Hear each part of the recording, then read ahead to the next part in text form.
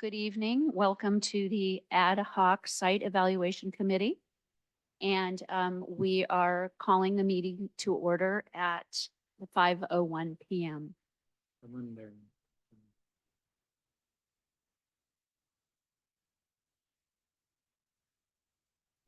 Mine's off.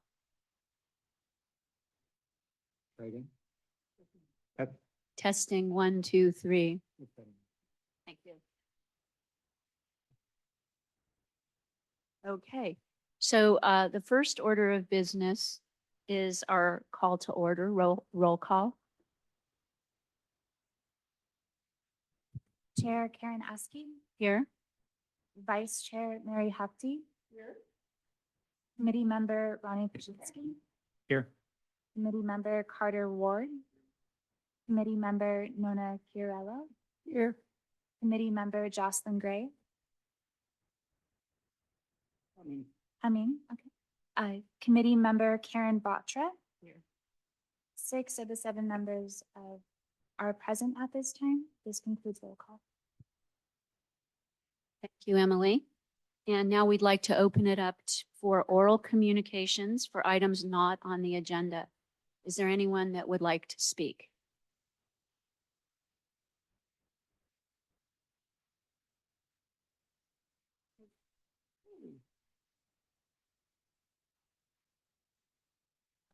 Okay, moving on is our approval of minutes from December 3rd, 2024 meeting. I thought we would have committee questions first, and then we can take public comments and then discussion and vote.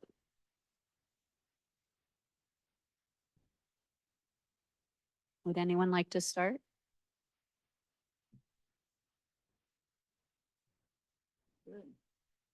I wasn't Um, here, so I'll abstain. Okay, Carter's abstaining. Nona, do you want to go first? It was just a typo on Blue Oaks.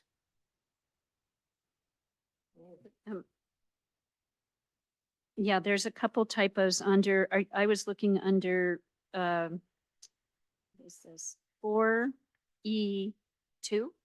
Is that the one you were looking at? Right. Also, the word discussion is spelled discussion, so we can, yeah, okay. Anything else?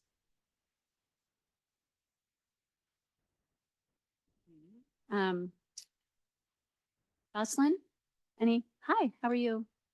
Good. Do you have any comments on the minutes? Okay. I have a couple of comments. First of all, under also present, this was only for those in the schoolhouse, so I think we should probably clarify that those weren't for on Zoom, and I don't believe we know who is on Zoom, so I thought maybe we should clarify that. And we may, well, for public comments by Miller, we may want to state that he was indicating his property interest. And then again, the discussion is later on, but his, I thought, was a comment that perhaps we wanted to include. I agree.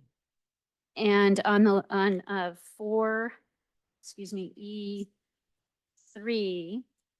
Town Center, Portola Road area, I thought that we should include that the soccer field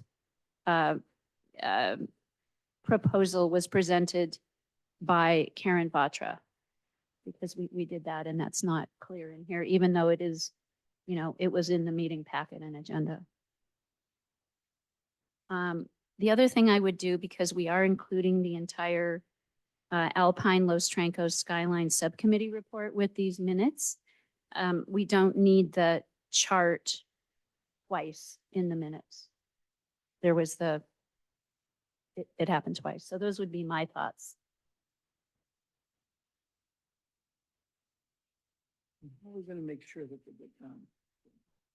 Oh, great question, Mary. So Patty Dews has volunteered to make, first of all, thank you to Patty Dews. I should have started with that, who is our permanent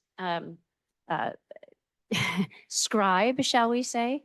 And also thank you to Judy Murphy for taking the minutes. But the plan is for Patty to get the minutes from Judy and make the changes. I move we accept the minutes as a changed and adopted, with the changes requested. I second it. There's the public. Oh, thank you, Ronnie. Okay, we'd like to take public comments. No one in the schoolhouse. On Zoom.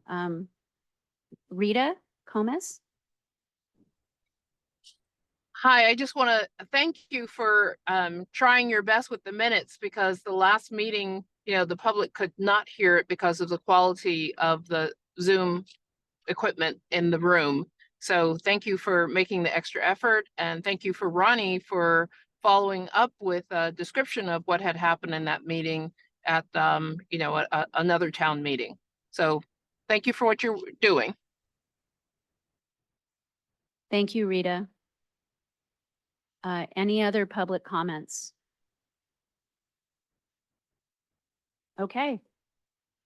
So we heard a nomination and a second, so we should have a vote for the approval of the minutes as discussed with those changes.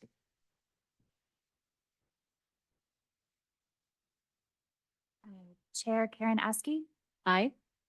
Vice Chair Mary Hefty, Aye. Committee Member Ronnie Kuzinski, Yes. Committee Member Carter Ward, Committee Member Nona Chiarello, Committee Member Jocelyn Gray, Yes. Committee Member Karen Vatra. Yes. We have 6 ayes and 1 abstain. Thank you, Emily. All right, moving on. You may have seen Carter War sitting next to me. And Carter is now the ASCC representative member, excuse me. And Dana Breen has stepped off the committee. So welcome, Carter. We look forward to your participation. Thank And you so working much for together. the invitation. Do we have any public comments on that announcement?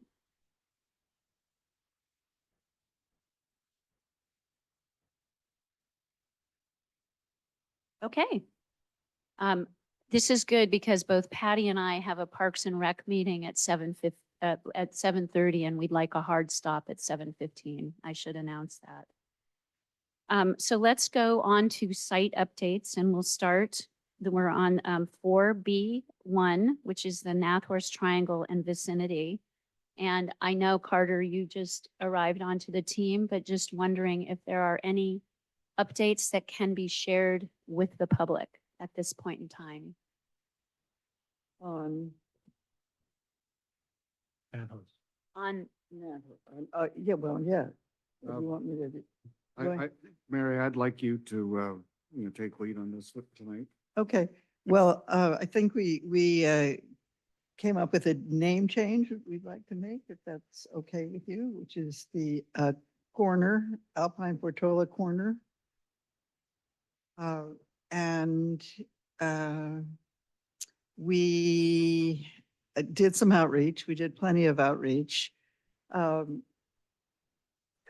and Jocelyn and I met and discussed a number of things, and I met today with the Jellicks and got a hard stop no from the Jellicks. Basically, very interesting input, I thought, which was they have a commitment to our commercial center as commercially zoned, not residential, commercially zoned, and they think that that in itself is a service to the town. And we know this. We need the assets. We need the Jellicks. The Jellicks have been here since 1800s, and their family intends to hold this as it is in perpetuity. Yes, it's at the corner. So it was very interesting and really put together. I thought we had a really good meeting. They had many suggestions and many win-wins. And I think it was well worth the time we spent making that connection and filling out that piece of our history. As our, basically the commercial backbone of our town. So that was good. Anything else, Jocelyn, that you'd like to add from, Jocelyn did our spreadsheet. Do we have our spreadsheet in the packet? No.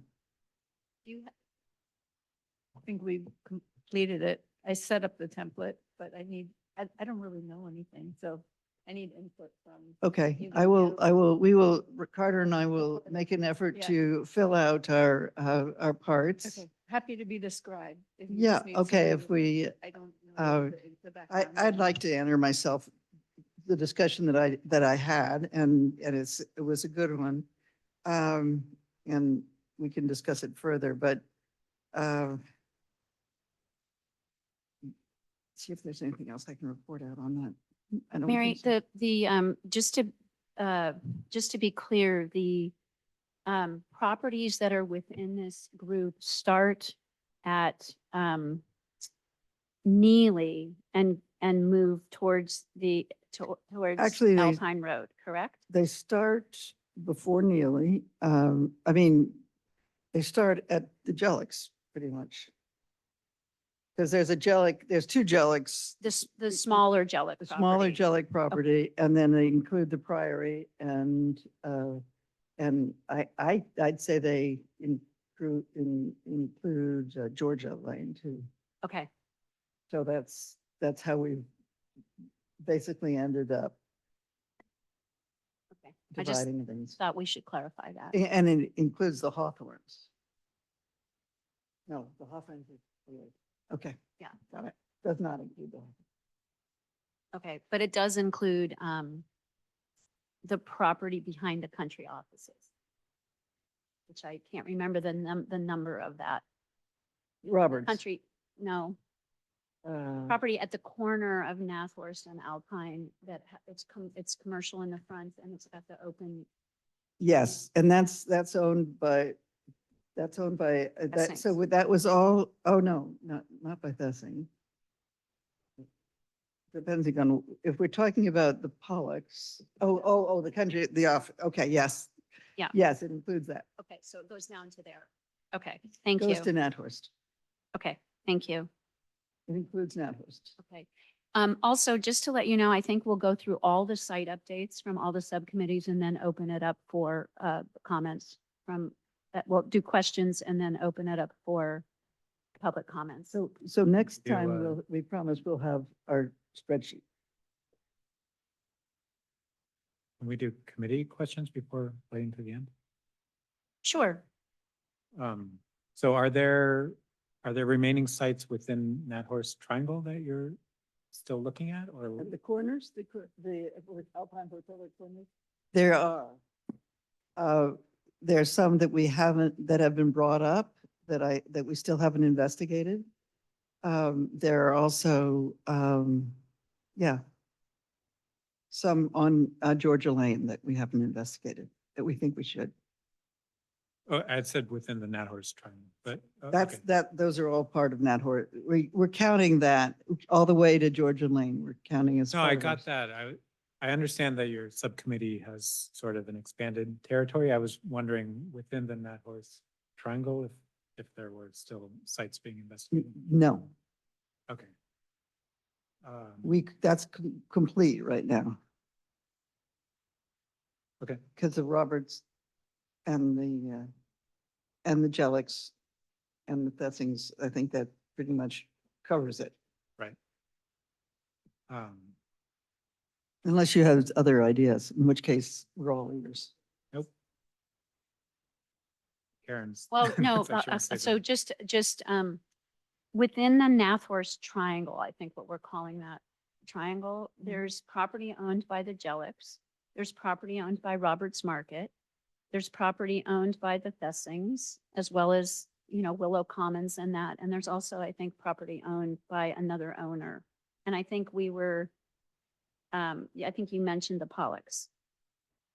So I Yeah, think and that we've was met the all question. those Okay, people. so okay, great. That's what Yeah. we wanted. We clarification. pretty much, we dug in. We done Okay. dug. Thank you. Any other questions from the committee? Do you anticipate it's likely that a site's going to become public in the near term? No, not yet. No, not of these, not of the, what we're talking about, the Nat Horse Triangle. No, your overall subcommittee. In the near term, I think I think remember, we just reformed. We have Carter, and so I think there's a little bit of work we get to do for Okay. the next meeting. I think there's hope for this section. I agree, there's hope. I'm sorry for, delaying the process, but I think that there's quite a few properties to look at, to reach out to, property owners, understand, what interest of, if any they have. I think there's probably more interest, in this area, and likely candidates than probably other areas of town. Yeah, no, I think that's true. There's work to be done.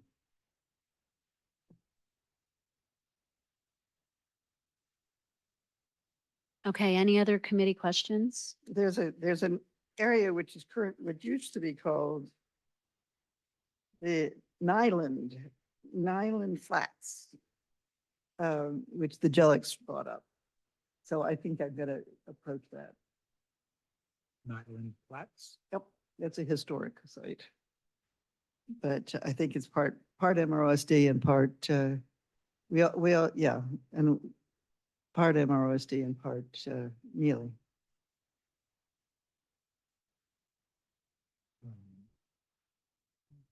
I'm not seeing it. Where is it? It's part MROSD. It's from Windy Hill to the Jellics. And behind. Okay.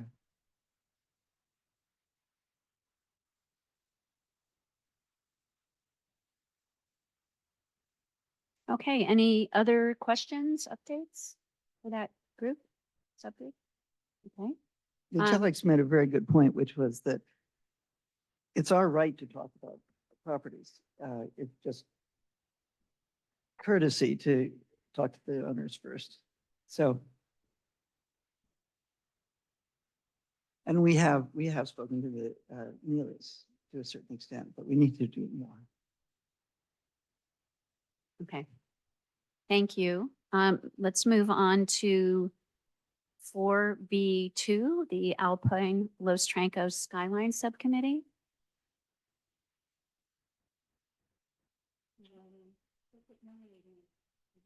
Oh, I'd rather have Ron or Nona. I don't really have, Yeah. well, I want to make maybe one comment, but Well, maybe you guys you're want to the update master on, of the list, or maybe you should What? do your list. I think you guys should update on your Hawthorne's meeting, which I was not at.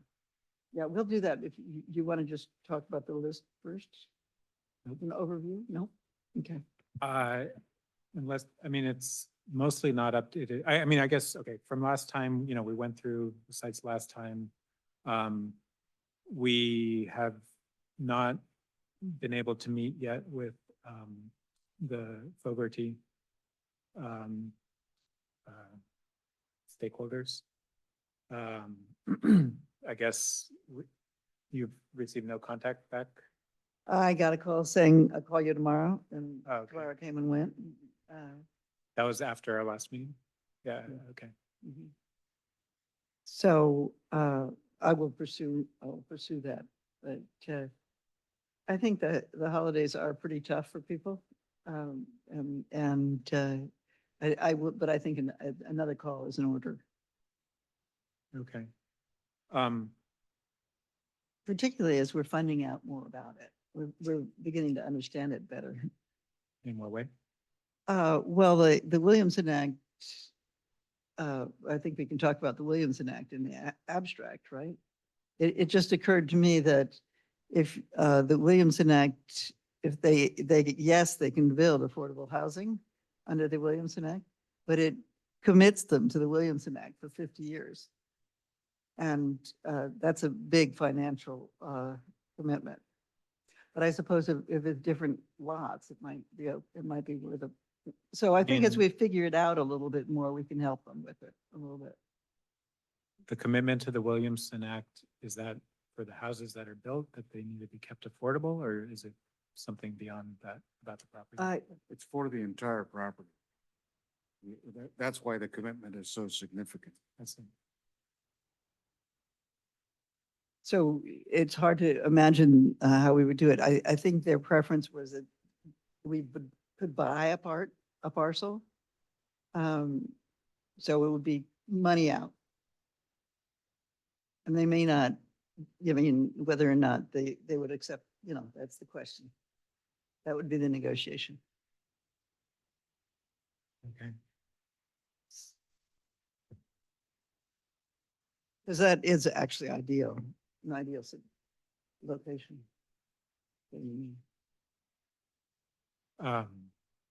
Yeah, And then did you want to report on the Hawthorns? I'm not sure how much it's appropriate to say, but we had an outreach meeting and it was, I would say, I wouldn't say it was encouraging, but I think it was supportive in a sense, in that there's definitely a need for housing for rangers and maintenance workers, many of whom commute long distances. But as we know, Hawthorns is a very slow process through Mid-Penn, and there's a conservation easement over a large part of the parcel. The most obvious area, I think, if there were to be any kind of affordable housing, would be in the historic complex, and I think that's an area that has been talked about.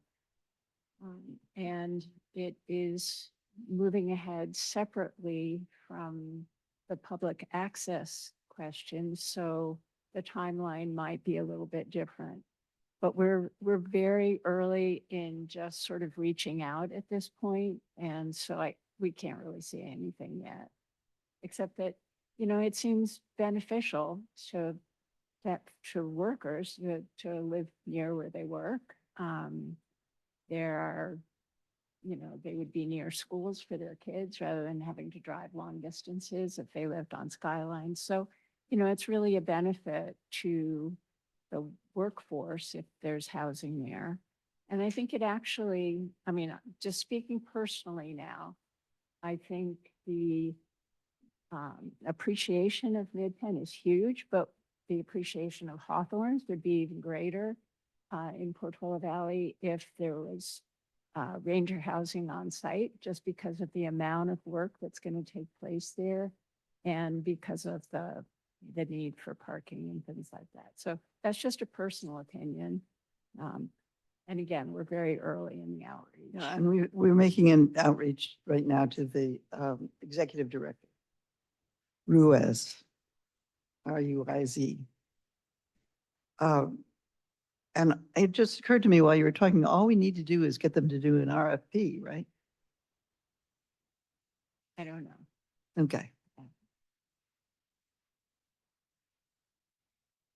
And then I guess I can say there are, By 2006, I'm sorry? by 2026. Yeah. So we have time. We also added potentially a few more sites to our list, but we haven't really looked into them yet. They were based on recommendations from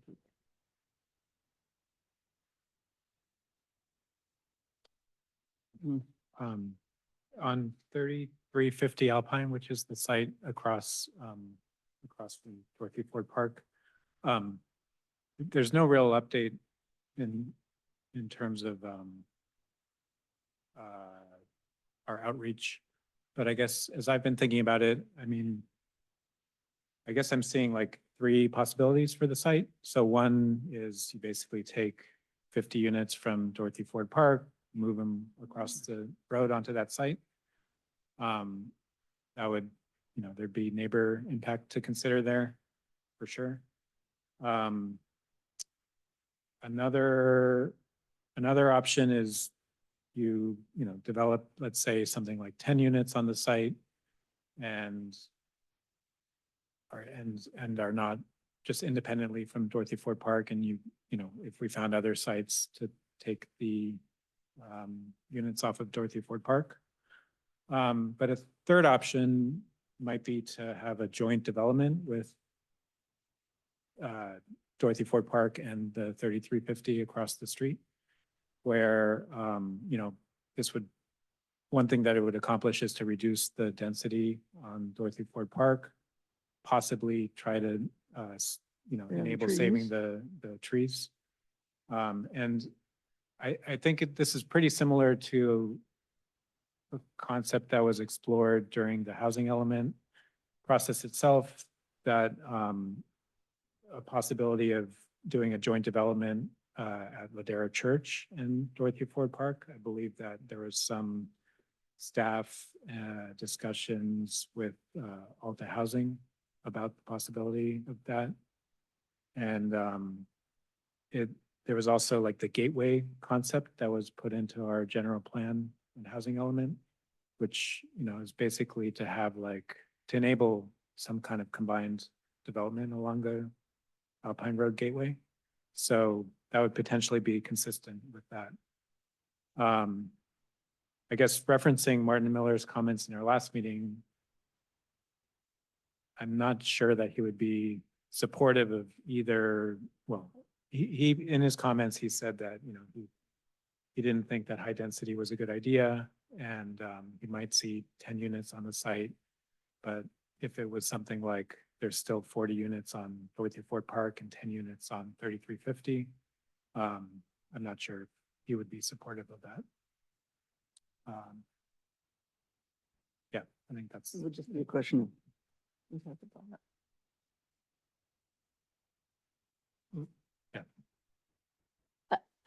Another thing I was thinking about is if, and we'll move on to Christchurch in just a bit, but if Christchurch were able to develop VLI and not the above moderate, which is currently in the plan, that might be a piece of property that could offset, you know, where we have to, you know, make up those above market properties as well. Of 3350. 3350, Oh, yes. if we, I- I see. If, you know, if we get some combination there, I was Right. thinking, well, that might be a possibility. I think I asked last time if it was a part of the opt-in program, and I was told it was. So the opt-in program basically applies everywhere, everywhere. subject to the safety Right. constraints. but anyway, that was, That makes sense. that was a thought. Good point. Are there any, any more updates, Ronnie, I- Nona, and I had some Mary? questions. that was, I was gonna- You know, at 3350, you know, did you all, you know, talk at all with the Westridge Homeowners Association? Since those properties are inside of, you know, that property is inside of the Westridge Homeowners Association? Right. Well, Well, I, of course, I've talked to them. You know, and I can't talk for them. But there is an issue of the CCNRs and violating the CCNRs and requiring a vote of the of the entire group, which could happen. There is a certain amount of, there's a lot of support for doing something for the affordable housing effort from Westridge. I- That they actually want to be able to do something. They do not want to completely uproot their CCNRs. So they'd basically have to get a vote to release that property from their CCNRs. I also brought up in our last meeting that there's AB 721, which is a state law that's very recent, that on the face of it seems like it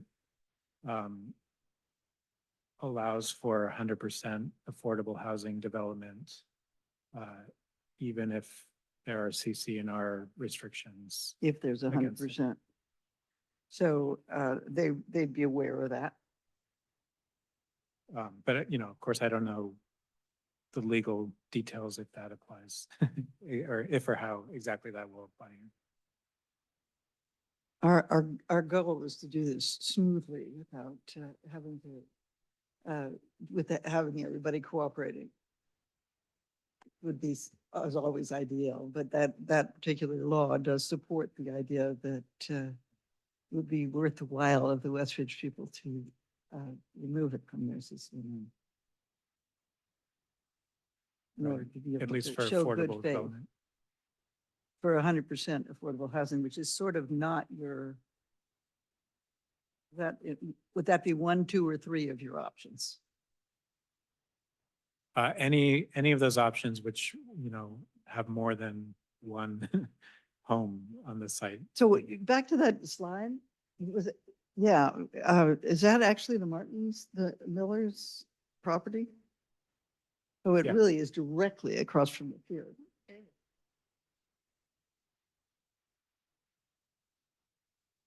It's actually not bad. You found it. Yeah. Yeah. Carter, did you have any other questions? Did, Mr. Miller, was he considering, some part of his land or, anything specific or, was it, more, more of a philosophical conversation rather than kind of getting into the weeds? He has indicated that he would move, he would not do the development, he would sell the property either to the town or, The entire property or just, yeah, it's a 3-acre property. Yeah. it's a 3-acre property, so he'd sell the whole thing? Okay. Thank you. Just had one minuscule comment that Hawthorne's does have one ranger living on it. Right. Just minuscule. Any other questions for Baby this step. subcommittee?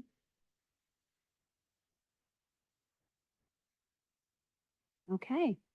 Well, let's move on. Yeah, we'll take public comment at the end of this. We'll move on to 3, the Portola Corridor Town Center.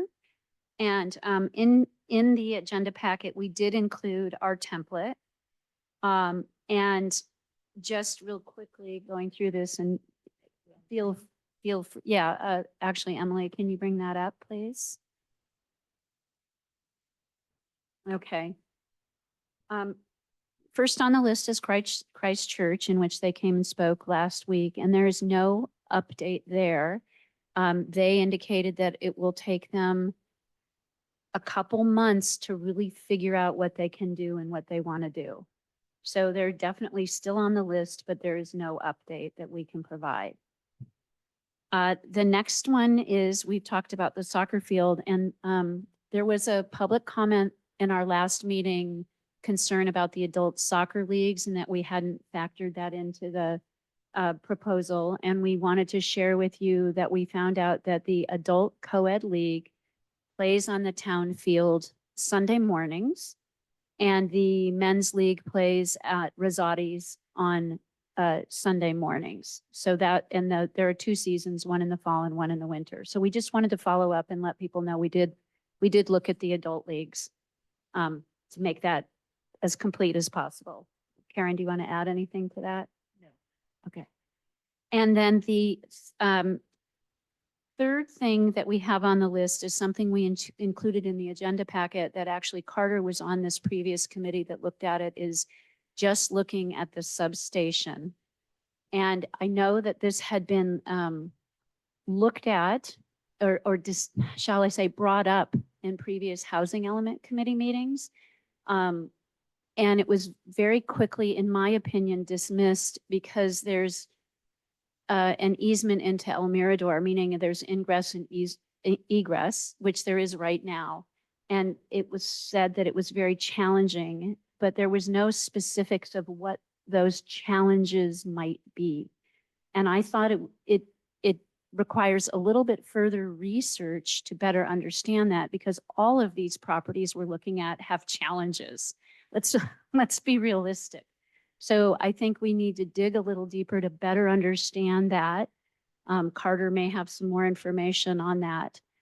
And it was also a council member, I watched that video, very quickly said that he didn't think that Habitats for Humanity would work.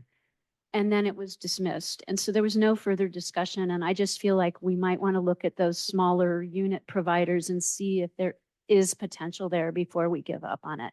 My personal opinion, just wanted to share it with you all. And the last thing is I did speak with another property owner down on Portola, and they don't have any interest for now and did not want to actually be discussed in public. So we have to respect those wishes. And I've got one more outreach going on for a piece of property that is about 2 acres, and it's what I would call, it's developed land, but there's a large portion of it that's undeveloped. So that's sort of when HCD is looking at their requirements are 20 to 23 an acre property owner interest, as well as what they call a low building to land ratio. And there is some property there. So I've not had an actual conversation with the owner yet. I've been speaking with some of the people acquainted with that owner right now. But I'm hoping to hear from him either way on that and give an update. Did you say where that was? Or Again, because we kind of burned ourselves in the housing element with some of the owners. So no, I'm not comfortable. It's Okay. on Portola Road. That's what I was wondering. Oh, Did you- yes, okay. it's on Portola Road. It's in the Portola corridor. Okay. So that essentially covers where we are with the things on our template. And then I didn't know if we wanted to go more thoroughly, and Carter, if you were interested or anyone had any questions on the substation, and if we wanted to discuss that at all. Look at that. Well, that, yeah. There was an idea, I was on the ad hoc committee that was assessing, the town-owned sites. And this is one, that the committee studied in kind of a couple iterations. The first of which was, adding a second floor, on the existing substation, maintenance building. And then doing a mirror image of it, at the other end of the parking lot. This was an outgrowth, of that study, that took the substation and the parking, and developed it as housing. There were, 2 ground floor units, that appeared, to be, kind of in the affordable, range, because they were, 1 bedrooms, and then upstairs, these were pretty nice units, that, could accommodate, 2 to 3 bedrooms each. It was a very quick study, it fit, inside of, the height limits, that, currently are on the property. The issues mainly were, in the displacement of the parking, that currently is there, and concern about, noise adjacent to the existing soccer field, and what the impacts of, that potentially are. Other than that, it was compliant, it gained its access, via, the joint access easement, that provides access, to the lower portion of El Mirador Ranch, and some of the other properties uphill. It was on town-owned land. whether or not, a nonprofit developer, would, see its way clear, to develop something like this. I don't know. And, but I know from a building and planning standpoint, it's relatively, low hanging fruit because, the access is there, public sewer, is available, and, Portola Road, water is, is available at least as good as, West Bay, not West Bay, but Cal Water is producing it. I didn't see it as very attractive at this point, but I didn't work very hard at trying to make it attractive. Oh, At that point, Attractive, you mean aesthetically, the building, the way the building looks not attractive from a piece of property we could build on? Yeah, it was Okay. it was an attractive, not a very attractive building. It was a We can do better. very, very quick study. Was the easement issue a topic at that time? The easement didn't affect the property. It was providing, because the roadway easement is a joint access easement. So there isn't any exclusivity. It currently provides access to the parking lot. And so effective, and from a seismicity standpoint, this is one of the few areas in town that actually is proven to be very safe, because the fault investigation, associated with the town center work is probably the most extensive, fault investigation, along the San Andreas Fault. So Carter, just to clarify, the easement road is for Springtown and El Mirador? And joint, when you say joint access, who owns it? Whose is it? Is it town owned? The town owns the property. The Easement. the easement, is just an access easement. It's not Over town land? over town land. Yeah, so it's a town. The town own it. owns We the own it. land. But, There's there's, three property, the El Mirador, Springdown, and the town that access that. Yeah. Yes. I don't know that it doesn't provide access to other properties as well.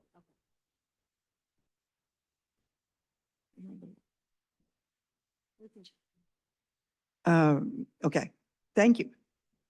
Um, eh, okay, now, knowing what you know now, and if we were looking at, trying to put all low-income housing there, would we be able to put more than the 8 units that you built? What's your opinion on that? I realize this is just a guess at this point in time. It's a guess. There's, if the units get smaller, there's clearly more opportunity for more units inside of that building envelope. They were really, really trying to develop, townhouse, essentially townhouse units above, above the garages, and then, at the end building, it's a townhouse unit above a single story unit, below. It was trying to, keep access, limited to stairway access, so that from an accessibility standpoint, the building didn't, push over a threshold needing an elevator. That's where the cost, and the maintenance, tends to push projects into larger projects. Because the cost associated with access, pushes them, over a cost limit. So, in trying to, because as long as I can provide 15% of the units, on the ground floor, I don't need to provide access above that. This concept didn't retain the substation or the restrooms, right? You mentioned there was a earlier idea to do that or something? There was an earlier idea, to take the roof off, the substation. I don't think that, it's part of this packet. Where it was to take the roof off and, add a second floor, to the existing building. And then do, a 2-story building, mirrored, in about the same footprint, on the other side, which retained the majority of the parking. It took out about 5 or 6 spaces, of. That's better. Of the parking lot. So, to me, it's, the committee, I don't remember why it dropped off. That could have been, but, in any event, it is town-owned land. It's underutilized, it's geotechnically safe. It has access to utilities, so it's one of those, if it's just whether or not the town wants to be a landlord. It'd be very hard to parcelize it off. That's a good point. So how many units are we talking now? 12? I- 15? 20? Come on, Carter, 25? Do I hear 25? Here, 25, here. I really believe you were gonna get 200,000, you did 10. It'd be something worth studying. It certainly sounds like it. Well, there's also the complication of the sheriff's substation, the fact that we don't have enough finances probably to move them anywhere right now. And as a pickleball player that participates in league play, a lot of the visitors like to use that restroom. So that would be another complication. I think we are used to having that existing building there. The restroom could probably be infiltrated. You have the 20 units. that restroom I'm would just be bringing it up. Yeah. Everybody would Or like there- to have a first floor back. Yeah, I mean, I think it's good to bring that up and to see if there was a way to put a restroom, elsewhere on the Yeah. property, and if there's another spot for the sheriff. I need to better understand what they need in their station. Yeah, So- that's kind I of a think that separate this is discussion, really a but separate Yeah. discussion. It's that not my- our problem. right, no, I understand that. My other comment would be if you put a lot of units in there, then you're gonna start running into parking issues and those parking lots can be pretty busy. So there's not a lot of overflow parking. If you put in, let's say you put 25 units, I don't think there's too many parking. From my experience of spending. And you're losing those spots which are currently used for the food. Did we lose the spots on your drawing? Yes. Yeah, right now there's a strip of parking spots there on the left side. Yeah, if you actually go back to About the 8 or site plan sketch, Emily, I think,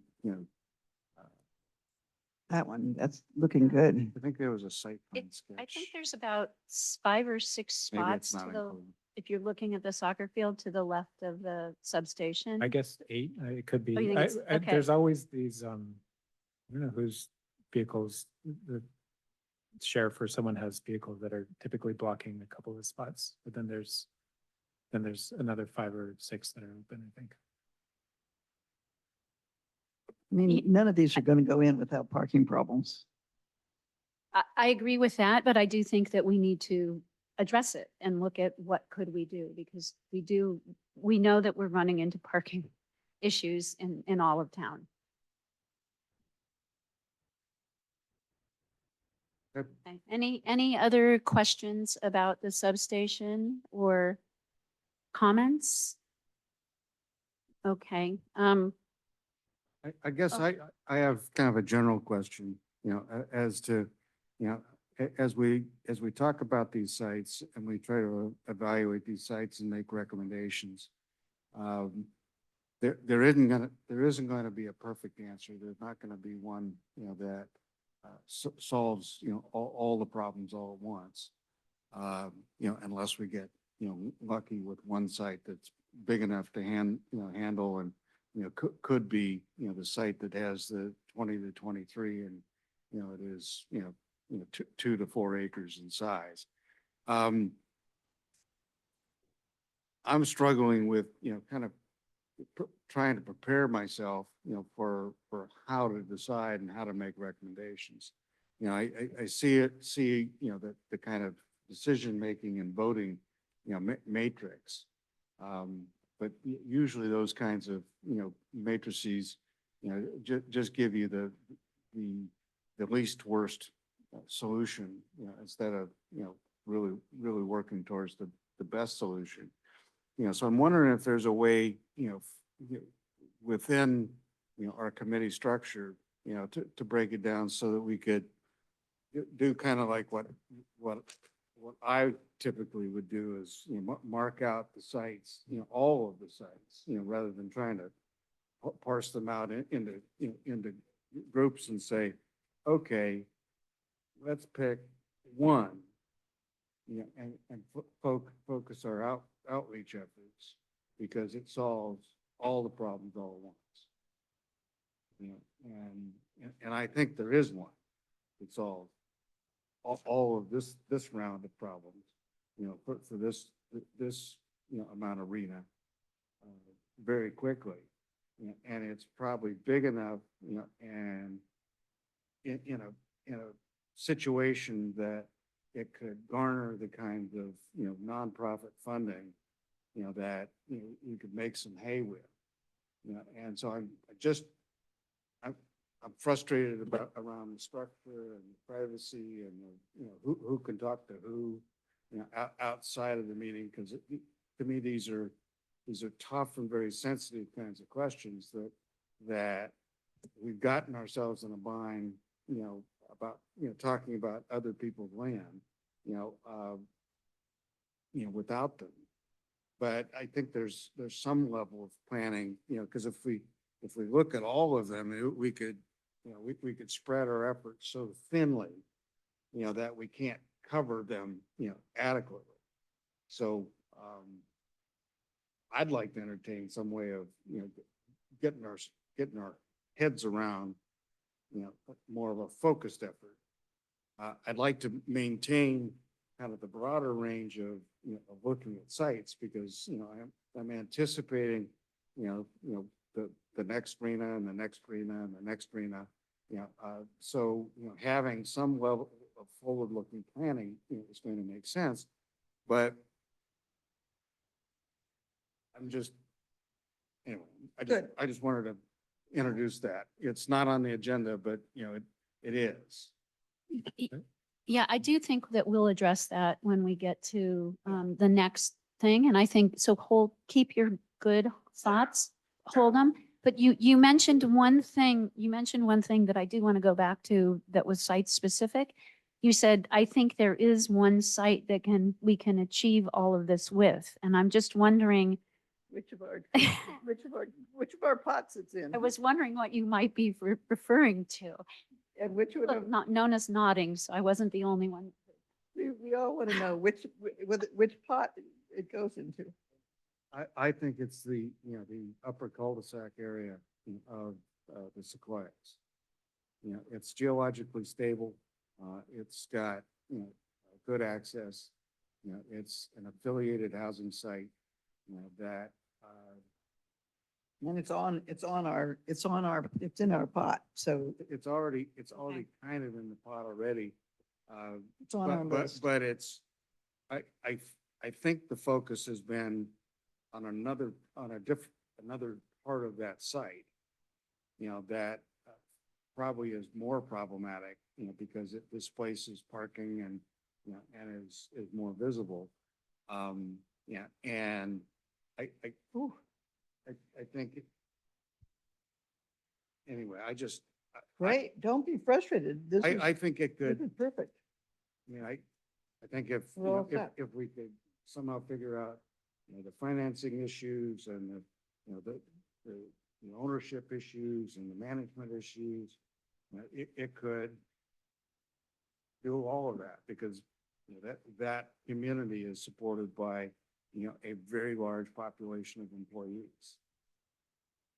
We, just, I mean, I've done after our last meeting, I went online and made a few calls. So, we can work on just setting that up. It won't happen probably before Christmas, as the saying goes. But we can we can try. Okay, any other questions from the committee? All right, let's open it up to public comments, please.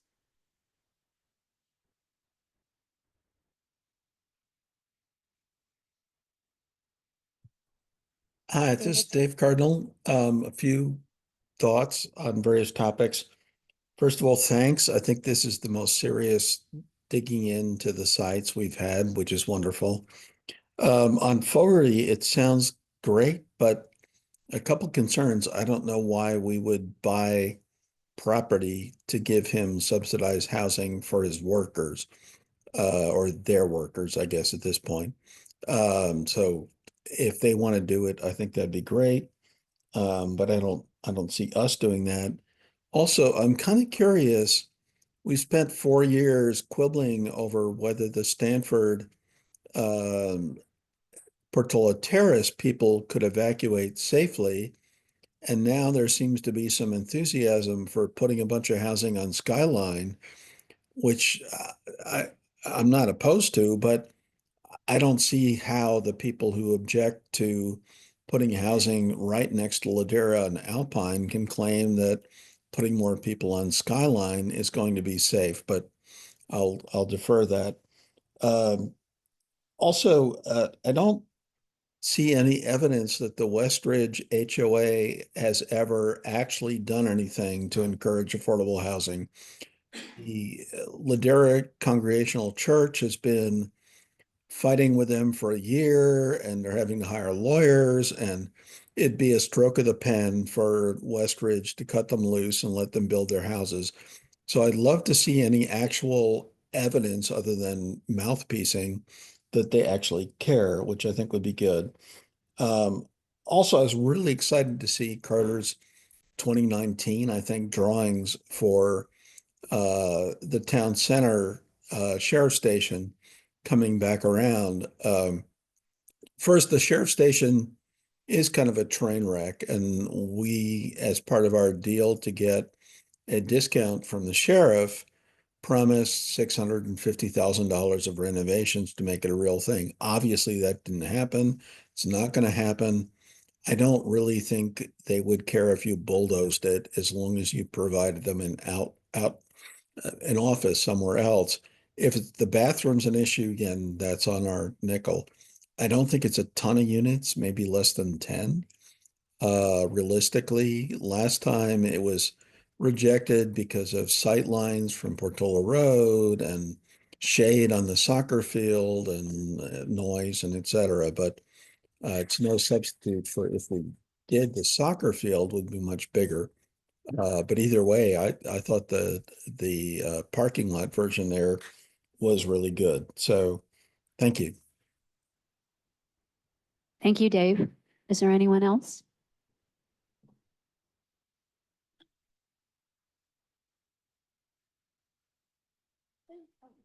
I'm sorry, we have someone in the schoolhouse, Alan Vernazza.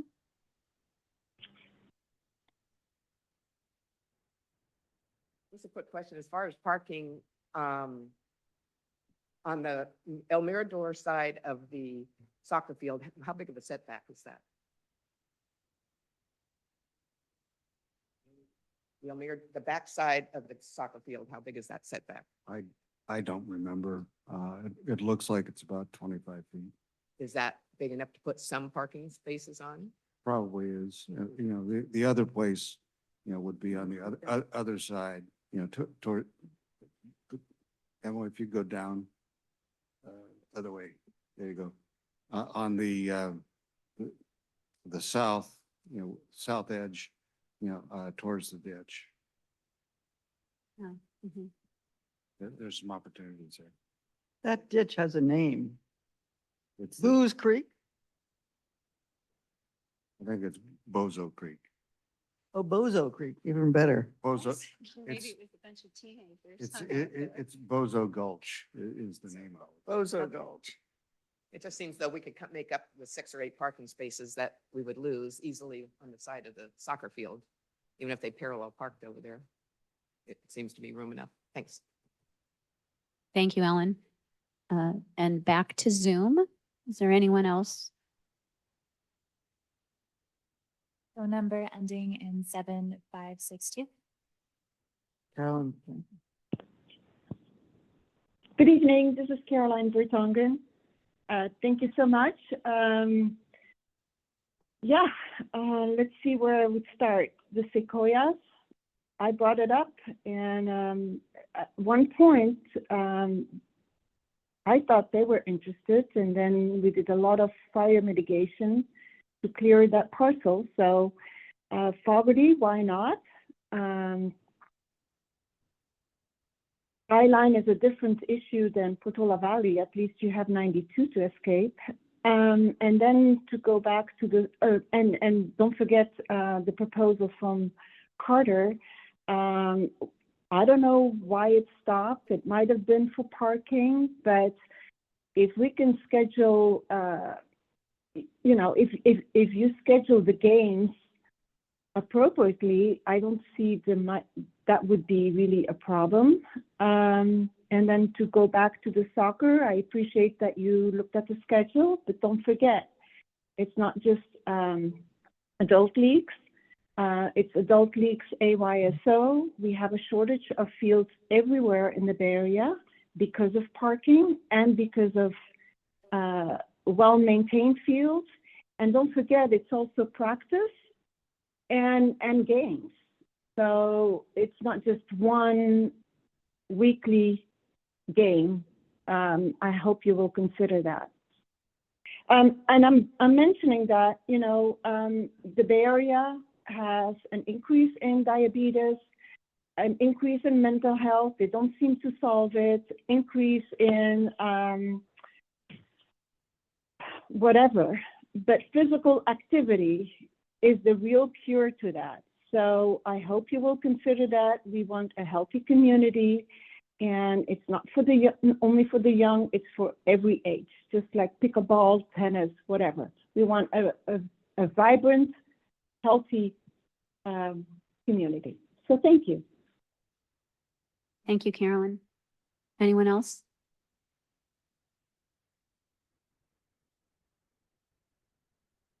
Christy Corley, you're welcome to speak.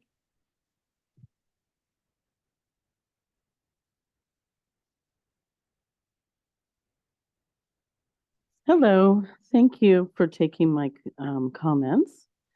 I just wanted to add on with the soccer by Rosati's or Alpine Inn that it's AYSO and Alpine Soccer League. And my daughter started with AYSO, so did my son. My daughter moved on to Alpine Soccer League.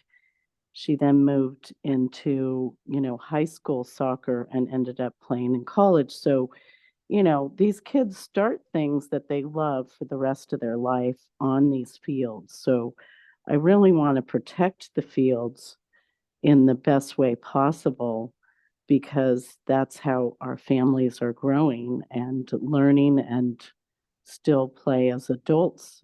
I know I do. I play softball with,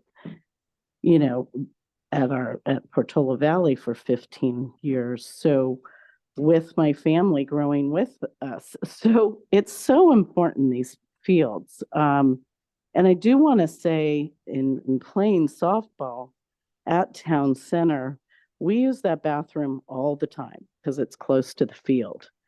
And it is a really important bathroom, and all the parking lots or spaces are always full with just softball because there's pickleball going on at the same time. And then there's dog, interaction at the same time. It's a very busy field at Town Center, as you may know. So we would have to find other parking and find another place for a bathroom. And that would be my couple comments there. Thank you. Thank you, Christy. Do we have any other public comments? All right. So we sort of had some discussion, but I thought we should open it up to the committee if there's any other thoughts that they have about what we've talked about and how we might want to move forward with some of these.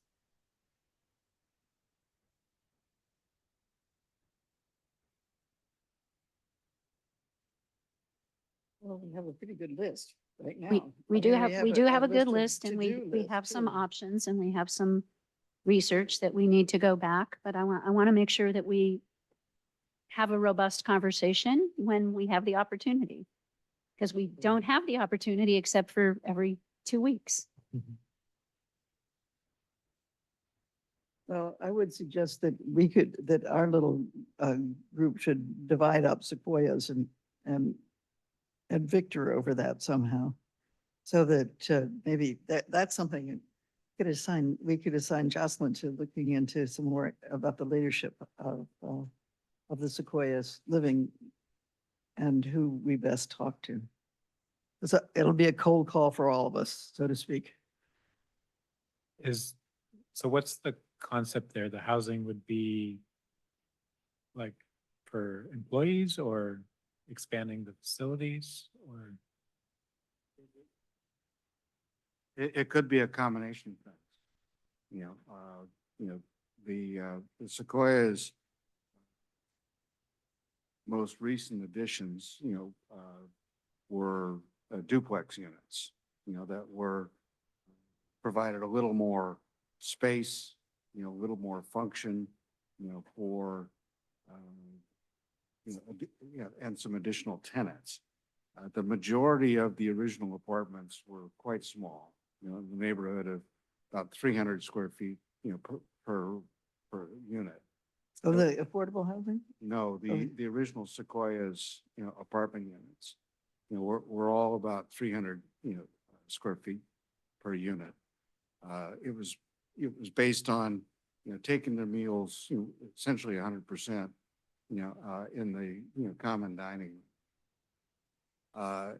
As the Sequoia's, has, grown, in popularity, there was additional demand. So there potentially is additional, opportunity there. It's not quite as accessible, but the duplex units were, were actually growing out towards, towards that knoll,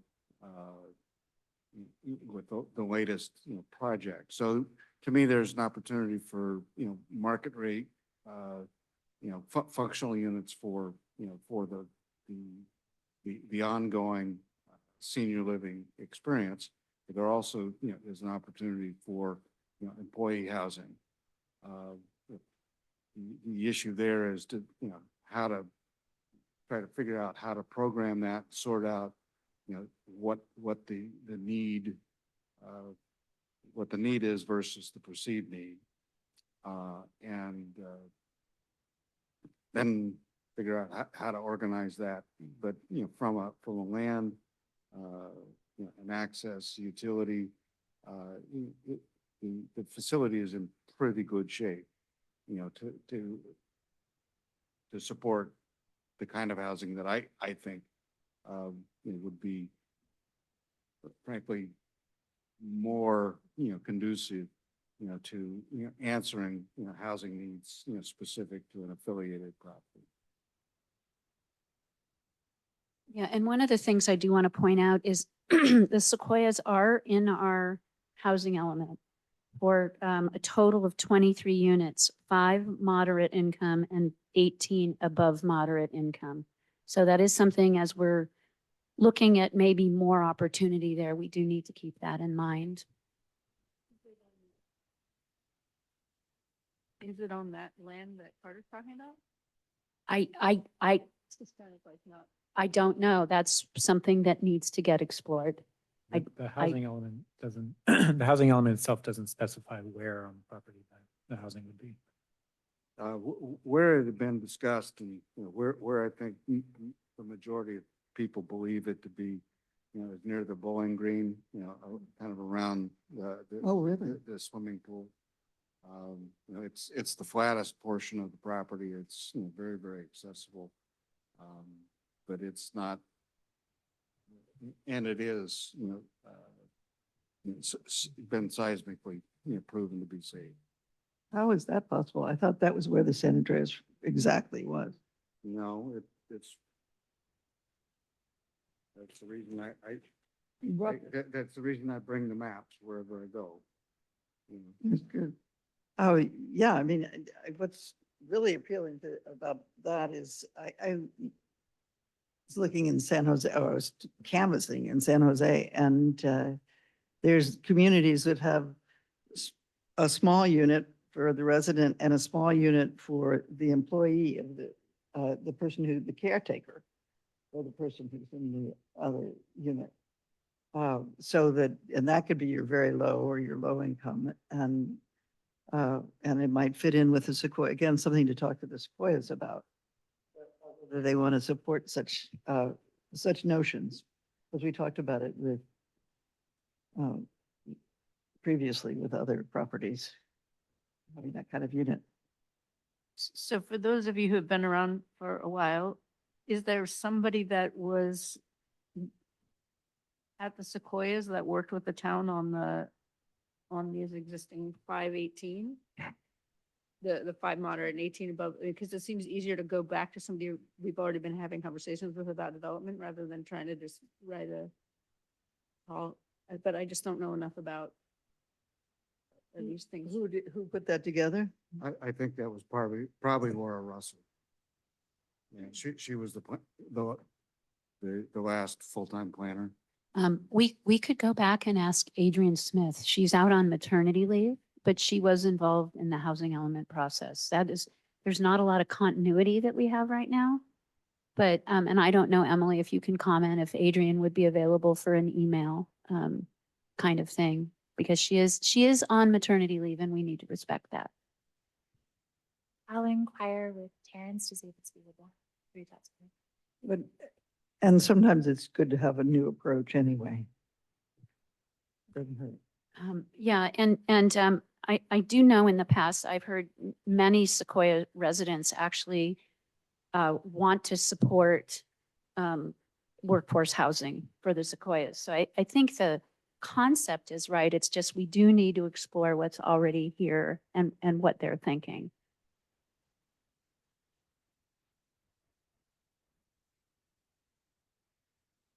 Can't we just get that out of the minutes, I would think? Wow. Mona, did you want to ask a question? I just wanted to clarify with Carter, you're talking about a different part of the property than was already in the housing element. Is that right? That's You're my, talking about that's the my very rear assumption, of the yes. Property, right? Yes. But I mean, just to clarify, as far as I know, the housing element itself doesn't specify where the housing will go. I mean, I understand that there were discussions about where it might be. Yeah, and I believe Emily's pulled up some information on the screen for us. Is that right? Yeah. Look at that. Um, I can't read it. so do you, Mhm. yeah, Okay. here, let me share my screen. I can make it bigger. Can you make it bigger? Oh, there we go. It's getting bigger.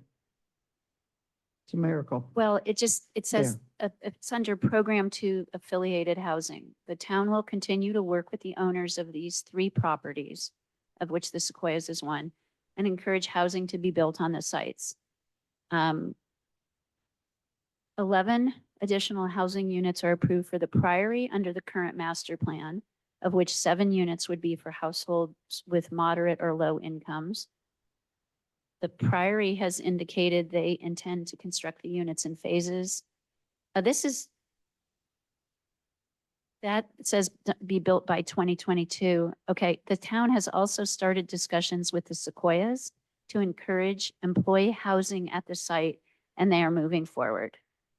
So it's definitely worth following up on. And again, what we saw is the income categories right now are in moderate and above moderate income.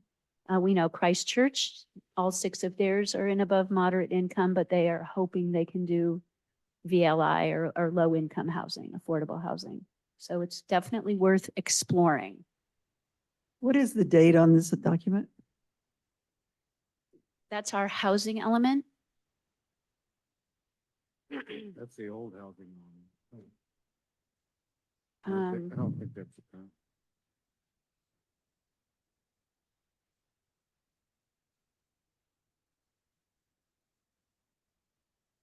Yeah, it looks it's good. That's our current one. 24. Good job, Emily. Way to go. But to anyone's knowledge, there are no sort of notes beyond this of like how we got here? Who did we? We're- have to We're going to appoint? have to go back and see if the planning department has anything. None of us at this table have anything. Unless you want to speak up now. Okay. I actually wanted to mention or disclose I am recused on the Sequoias. I'm a neighbor.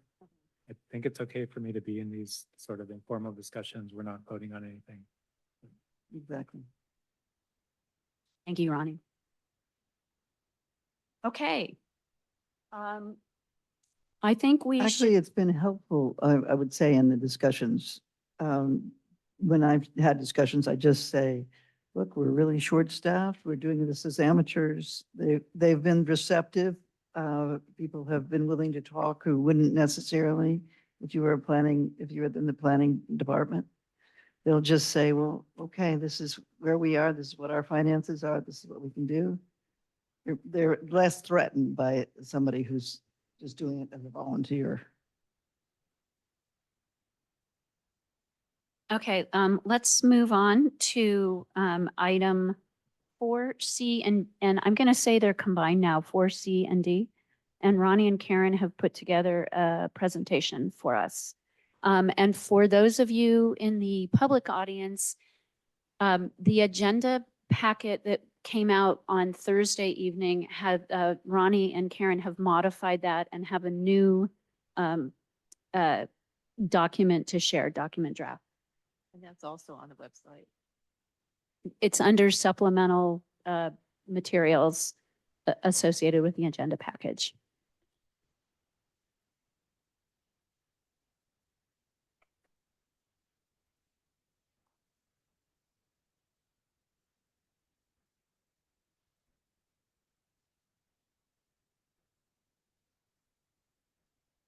Paper two. Okay.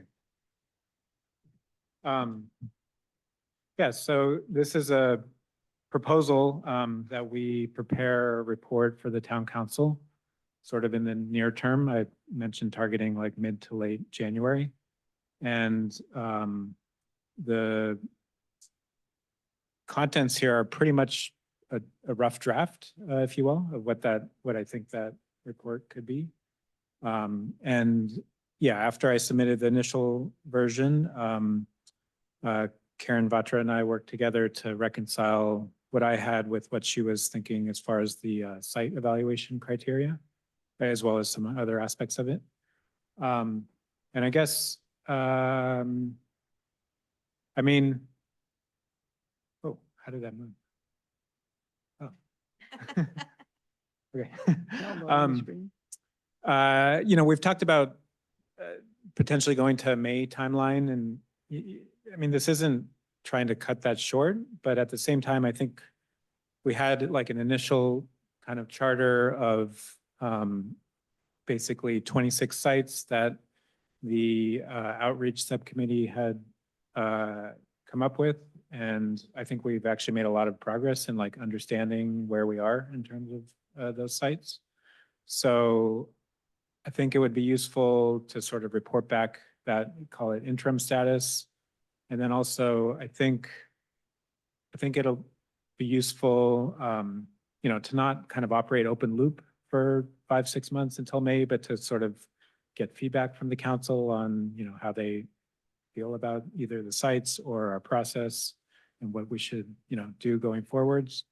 And then also, I think it's probably a forcing function for ourselves to answer some of the questions like what Carter brought up. I mean, I do think a critical question is going to be, do we need 50 sites in one spot, or is it viable to have 5 different sites that each have 10 units? And what do we need to do to understand if affordable housing will work on those sites or not?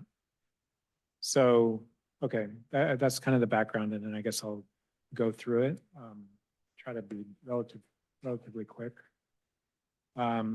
So that's the overview. Status is kind of what I just talked about. We started with 26 sites. So 7 of those were in the housing element. I think by my count, there's 11 private properties that are very TBD, like stalled discussions. Some of them have said they don't have interest. Some of them we don't know who to talk to. But, you know, so we're reporting on the ones that, so is, Yeah, there you go. Go back up one. Emily, you're back. okay, Go back one, please. so maybe I'll, so, okay, so you're presenting. I see, so you're, so I'm not sharing my screen? You're on Not sharing status your screen, now. no. You're doing great. Can I share my screen or no? Because then I could. uh, AHSEC. Well, Oh, right there. Thank you. ad hoc site evaluation. Okay, so you're gonna share it. I got it. You should. Oh. I can share, yeah. The-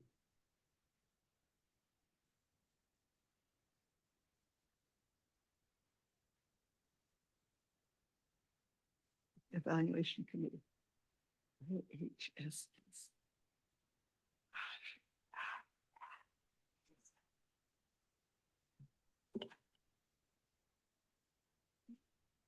Are you gonna, what?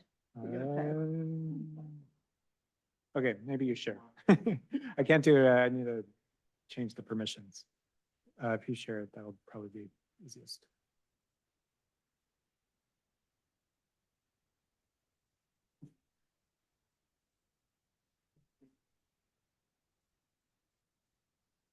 Okay.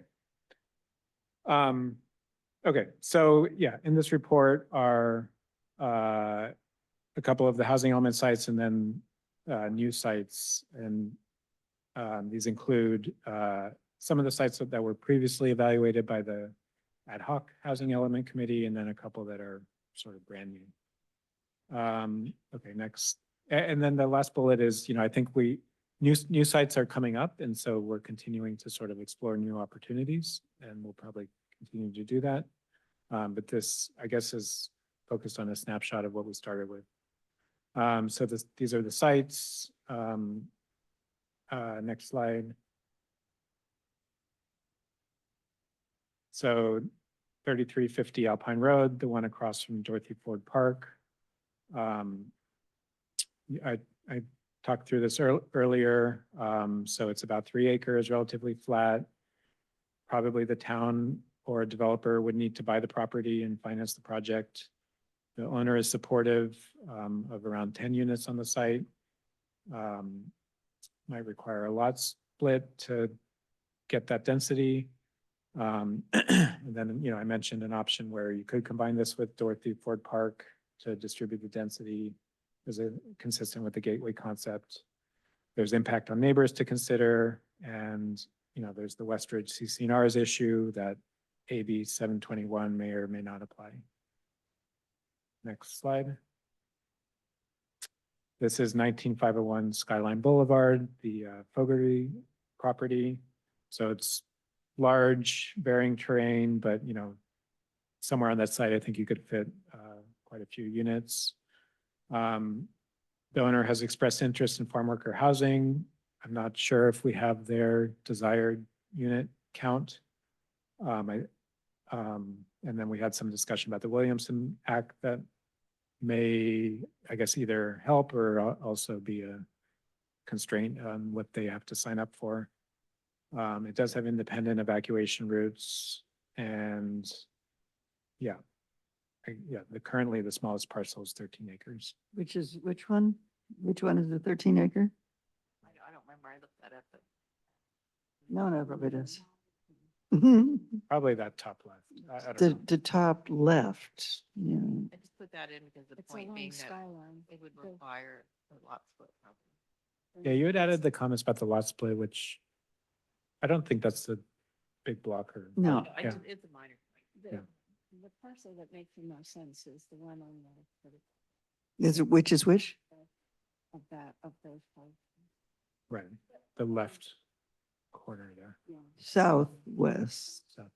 The bottom left one. Yeah, Wait, because of the constraints of geology and slope and all that sort of stuff. But I mean, you That's know, not we southwest, that's northwest. don't need to get ahead of ourselves, I think. It's moot at this point. Yeah. Yeah. And we're, But even to put in the they housing said element, there we was don't a need to. specific figure that out. spot that they thought was the That's most likely. fine. Great. And they also said that, as far as the units, they would only have about 10 employees that would. be Okay, even that's news close. to me. So So- But the idea would be that there's lots more demand for, there is a fair amount of skyline demand for housing.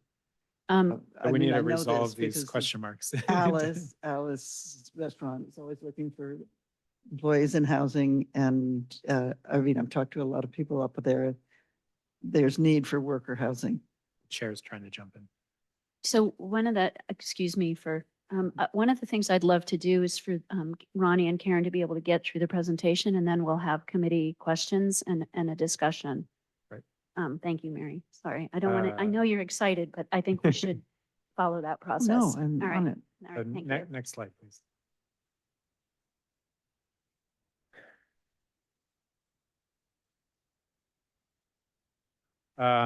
So we have the Blue Oaks strip east of Los Trancos Road. It was previously considered by the Ad Hoc Housing Element Committee, rejected due to development difficulty and wildfire risk. Steep slope along the eastern edge, as well as the creek setbacks. At that time, there was a comment from the planning director that it could possibly support a small market rate development. Next slide. This is Christ Church. It's in our current housing element with 6 above moderate income units. So there's been discussions about potentially reclassifying that as very low income and then possibly increasing the units. And yeah, like we talked about before, that's going to depend on their congregation, leadership, funding. They, have, I guess they acquired a grant to do initial exploration. And they did have a comment in our last meeting that the town could help with a clear path for applying for our affordable housing funds. And the town center substation, I think we talked about quite a bit. So we can go to the next slide. The soccer field, we talked about last time. So we have roughly tried to estimate the area. I think we settled on around 1.8 acres if you kind of encompass the whole area, including the substation and parking strip. So Karen Vater described this in our last meeting as a Sophie's choice. And we did mention that if it's a likely candidate, maybe conduct a resident survey to, understand which side people come down on of the Sophie's choice. Yeah, the Ad Hoc Housing Element Committee, they did briefly consider this soccer field. It was part of the discussion in the meeting when they ended up voting for, pursuing Dorothy Ford Park. Next slide. This is kind of a placeholder for the Alpine Corners, Alpine Portola Corner subcommittee. So yeah, I guess it won't be this, but if we kind of have a site that becomes public, we can add it here. Nice. Next slide. And then I thought it would probably be a good idea to include Dorothy Ford Park so that when we're kind of voting on things, we maybe are understanding how people feel about certain sites in relation to Dorothy Ford Park. Next slide. Do you want to comment on this? So at the last meeting, we talked a little bit about just an overview of evaluation criteria, and we had several people, including myself, provide comments. And I just sort of took that list and kind of went all out and just came up with anything that might be relevant. And so this is sort of more of an exhaustive thing for each of us to think about, and part of me have some additional ideas. I don't think it's particularly important that this is perfect, but it just different things that we can consider, whether it's noise, which came up last night in regard to the priority development of the gym. It could be all kinds of things that could be an impact, positive or negative, on either the people living there or or the land itself. So I just thought having kind of all the small things down there, just so we can, it might cross your mind and the community can consider it. That's all. Next slide.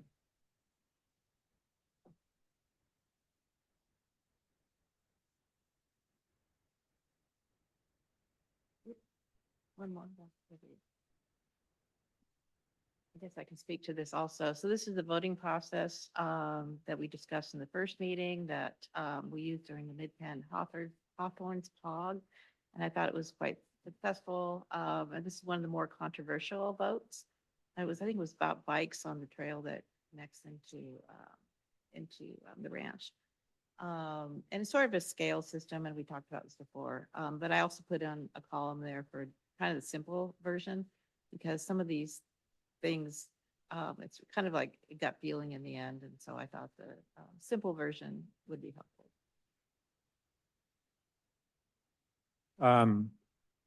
And so, yeah, the proposal is that, so in my initial memo, I had considered, I thought people wanted to like have each of us vote on all of the different evaluation criteria.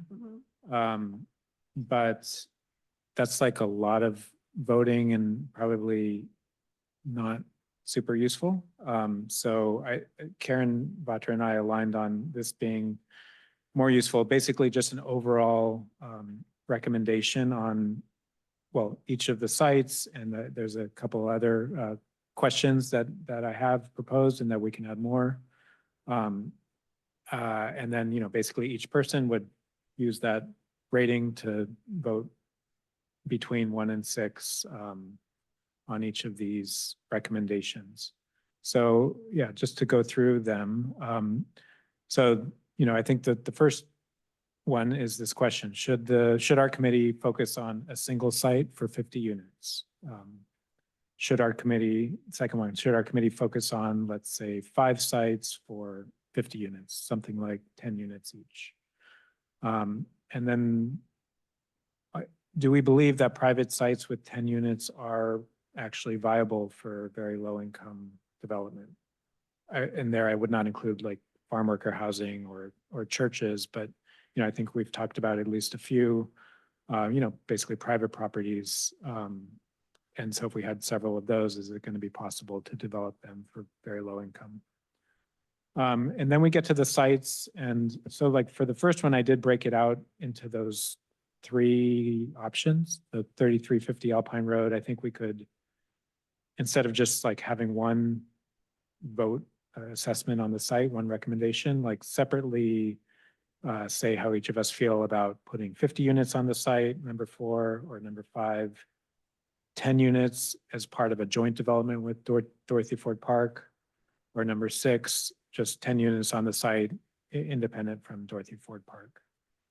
And then after that, it goes through, you know, the other sites, 19501 Skyline, there, you know, there's a red question mark. I don't know how many units is appropriate. We haven't had that discussion with the property owner. We could break it out into multiple recommendations that we would vote on if we wanted to. And then just going through the others, I did try to put in, you know, what a rough range of what I thought we were thinking about for each site. So on the Blue Oak Strip, I think, you know, it might be something in the range of 10 units. You know, if it's 15 or if it's 5, it probably doesn't materially change it. But I don't think it's 50, but if someone thinks we should put in 50 or have a separate assessment of that, we could do that. Christchurch, again, I put in something like 10. The town center maintenance buildings, the substation, something like 10 units. If it's 15, you know, I don't think that's a material change here. And then combining it with the town center soccer field, I do think the concept there that's been proposed is basically put 50 units on the soccer field with that substation strip. And then, yeah, TBD slots for the Nat Horse, now renamed Alpine Portola Corner. And then there's the Dorothy Ford Park at 50 units. Next slide. And then, so, I also thought this is an opportunity basically to ask the town council for their feedback. And I laid out recommended questions. I guess I'll read through them. Number one, what is your feedback on the site recommendations? Are we done?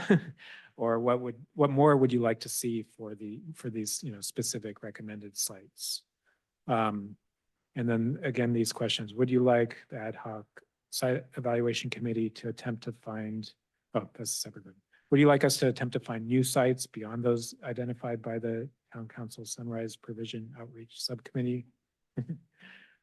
Do you prefer us to pursue a single site for 50 units or multiple sites distributed around town? If we are unable to find sites for the 50 VLI units, should we pursue an option where Dorothy Ford Park would remain in our housing element, but at a reduced density, like maybe we find 1 or 2 sites for 10 units each, but we still have 30 or 40 units on Dorothy Ford Park. And then should our committee explore this question about financing options for very low income development at something like 10 units? We've heard at least anecdotally and, from the professionals that around 40 to 50 units are typically considered viable for affordable housing, which, on the face of it seems like a pretty big blocker for a lot of the sites we're considering. And then, could the town council budget, but currently we don't have any staff time or consultant time or, budget. And so if we want more formal analysis, for example, on this financing question, or if we've kind of found a plausible site and we want to take the initial steps towards revising our housing element, I think we're going to need to get more resources to do that. A grant. Grant. Grant. That's not what I mean. That's not what you do? No, I mean like the town council directing the planning the planning director to spend time on this. Like right now, Yeah, Terrence but I'll keep is on here going. for our meetings, but he's not budgeted Yeah. to. Yeah, I'm done. It's back to the chair. Thank you very much. What I want to do is open it up for questions. And then we'll go to public comments and then we'll come back and have a discussion. So would anyone like to start with their questions? I mean, the first question, the most obvious to me is that we need to get the money to budget staff. So a grant, and there are lots of grants available for doing this kind of evaluation. And, like Christchurch was able to do it. So there are places that are looking forward to talking to us about this. Okay, I mean, I'm not addressing that here, and this is a question for the town council, The which town you remember. council's not going to say you don't, But we don't have the money. just to clarify, what I was putting in here is not about, well, I guess, yeah, maybe what you, That works. I guess I viewed works. it as just getting access to staff time for, doing what planning directors do in assessing sites and putting them in our housing element. Which, as far as I understand, we currently don't have that ability. Nona? I guess I have 2 questions. First of all, thanks. This is really helpful. I think it Mhm. crystallizes a lot of questions that we all have, and it's really good for focusing us on the decisions that need to be made. And I guess the 2 questions I have are, one, is the idea that we would take this and sort of revisit it at the next few meetings, since, we're in a position now where it seems like some doors have closed, but some doors are opening, and so we're not really ready to act on a proposal like this. And then the second question is this more a request of the town council for clarification or a proposal to the town council for this is where the committee is? Should we Yeah. go for it? I guess I see it as, like I mentioned, there was like the initial 26 sites that we got from the Sunrise Town Council Subcommittee. And so this is an attempt, this would be our attempt to sort of say where we're at in assessing those. And your first question. Well, the question is. Had the process. So, Past some of these decision points already a bit, I think. Okay. And so I guess the question is, do we want to aim for a particular date? You said January. Yeah, right. Sort of. And the questions will be, or the recommendation list will be different in January than it is now, I suspect.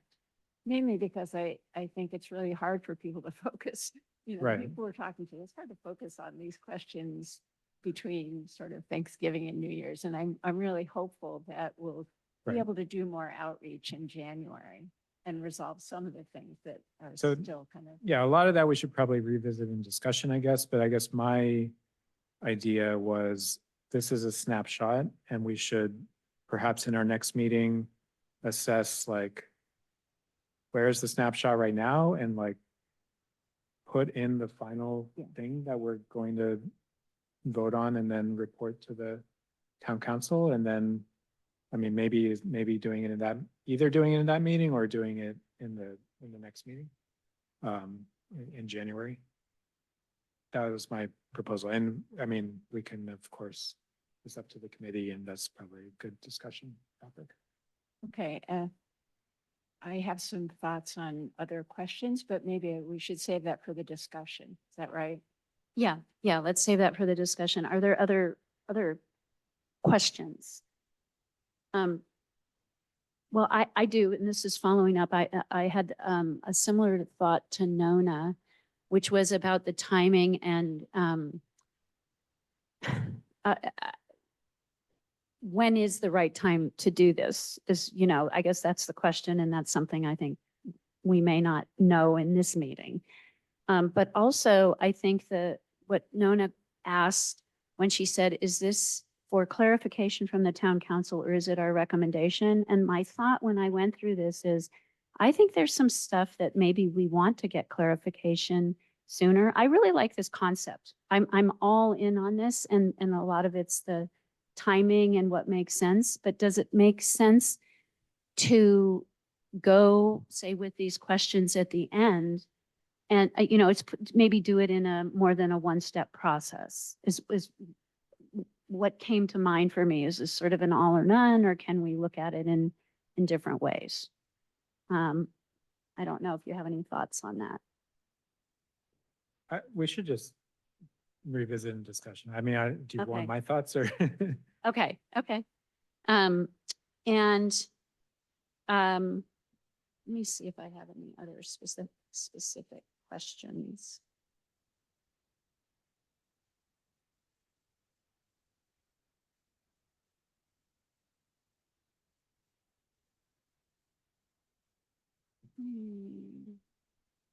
Let's see the question.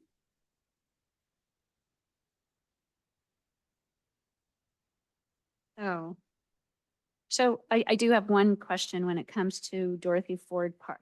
I have a couple of questions. When it comes to Dorothy Ford Park and some of the things that we've seen look at perhaps the developable area being less than what maybe was originally thought.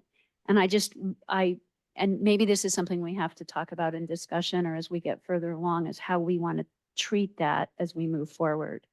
Because that's kind of new information from the housing element, at least is for me. So that was a question. And then, I'm not sure what you're referring to. well, you have Dorothy Ford Park in here for purposes of comparative ranking. Right. And I don't know the answer to this, but in the housing element, it talks about it being 2.4 acres of developable area. There have been some other analyses done that think it's significantly smaller than that. And does that come into our decision-making process or not? I think it's out there in my mind right now. From what analyses are you referring to? Do you want to have a discussion about Sure. this? or- Well, let me just I have, and the other question I have is on the evaluation criteria. I know both from Terrence as well as I have a friend who's a planning consultant who's done a number of housing elements. And this is a question is, do we want to have some kind of evaluation that looks at what HCD says is feasible for low income, which is property owner interest, 20 to 23 development units an acre, and the low building to land value kind of thing, which is an HCD criteria, not necessarily the criteria we'll use, but it's just a question I have. So maybe these are all tied to discussions, I guess. Anything, I guess my answer to your question is, I think, we should include anything that would be relevant to have a list. So if you just, Okay, if you have anything else, I'll be happy to add that. okay. Yeah, there were two things, on the Dorothy Ford Park site, the housing element assumes a certain number of units. It really doesn't, it was loosely based, on the developable land. I don't think it matters at this point. The house, HCD is expecting that many units. On the low, you said low building to land value, or low land to building value. The problem is, Ratio of how big is the property versus the size of the building that you could build on. okay, never mind.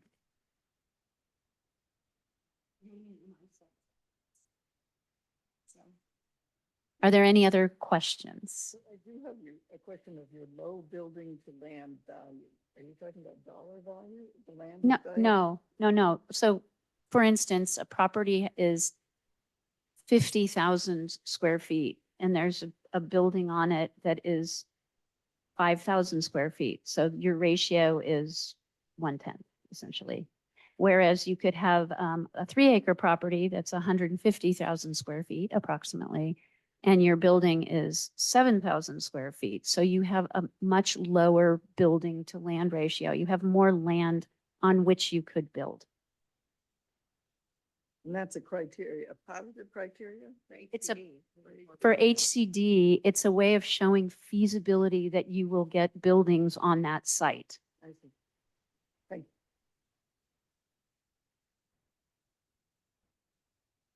you. Okay.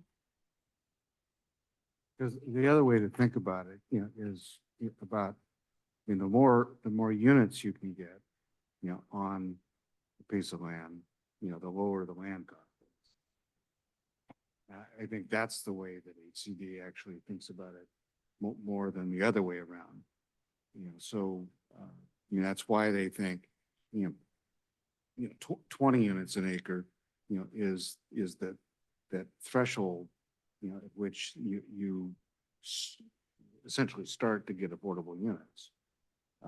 At lower than that, you will get, affordable units, but not as many and not as big.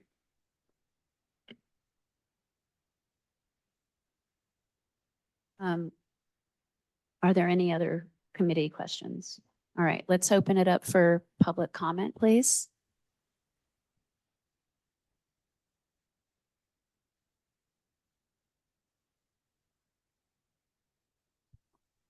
Betsy M. Yes, thank you very much. Very interesting presentation. Thank you, committee and Ronnie.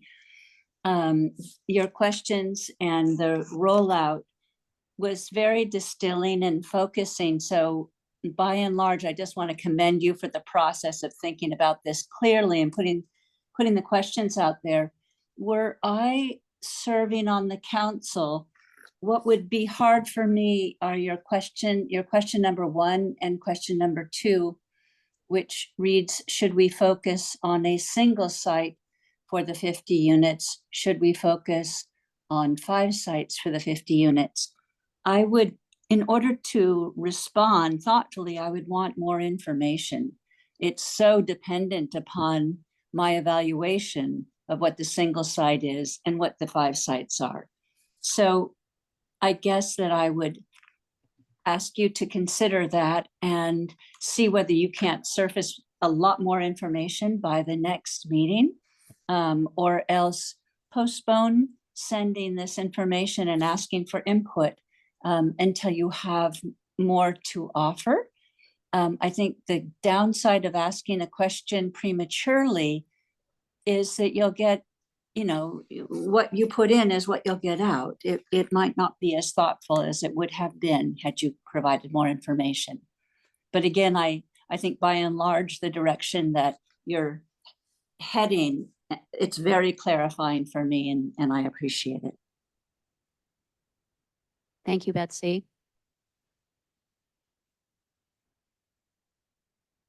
Phone number ending in 7562.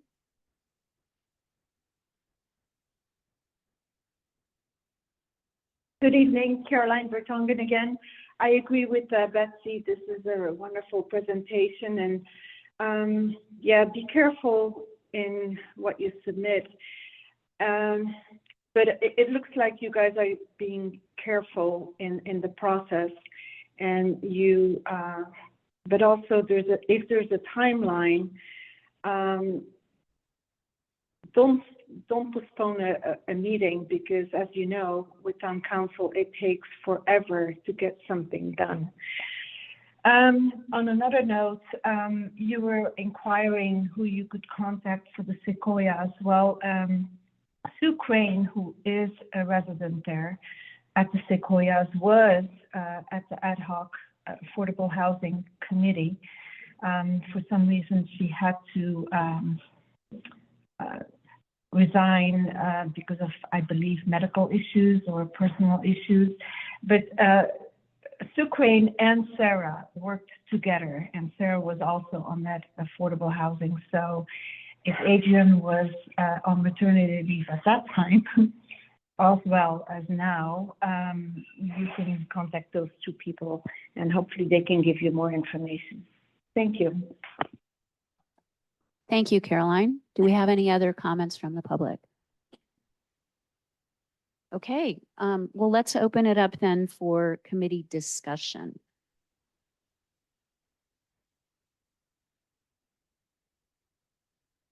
I'm Okay. looking this way, only I looked this way first this time. Jocelyn, do you have? Echoing, thanks, Ronnie, this is great. It really helps us stay focused. I think one of the big questions is about this, whether or not we should focus on this 50 unit per site. Because if that's all that's feasible, then it really makes the recommendation page much simpler, right? So I don't know if that's when we talked, somebody brought up the idea of, can we just get that answer to that question first? And then we can go back, and then all this information, though, is still really valuable. It's really great for our future selves, but it may not, for the purpose of this committee, it may make the decisions a lot shorter. And here, at least what's on the screen now, I'm posing the question to us, right? I mean, what do each of you feel about that question? Yes to both.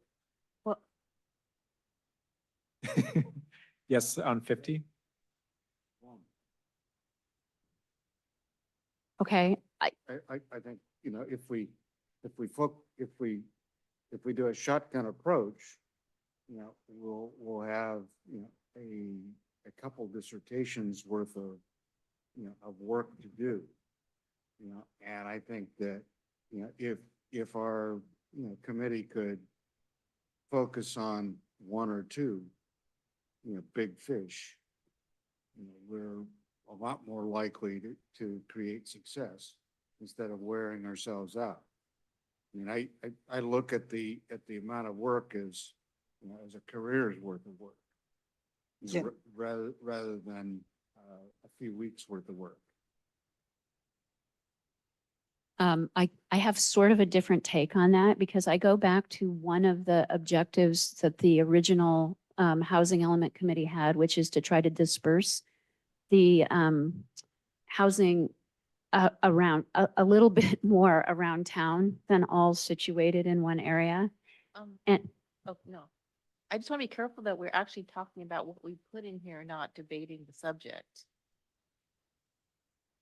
Yeah, I can't. read Okay, it. all No, right. no, no, It's I too mean, small for Okay, me to read. well, okay, so let's back up because I was responding Right, no, I to know, I the do- I- questions that just came before me, but I would actually prefer more to talk about this Thank you. conceptually. Yeah, yeah. And is it a good idea? Should we move forward with it and talk about timing?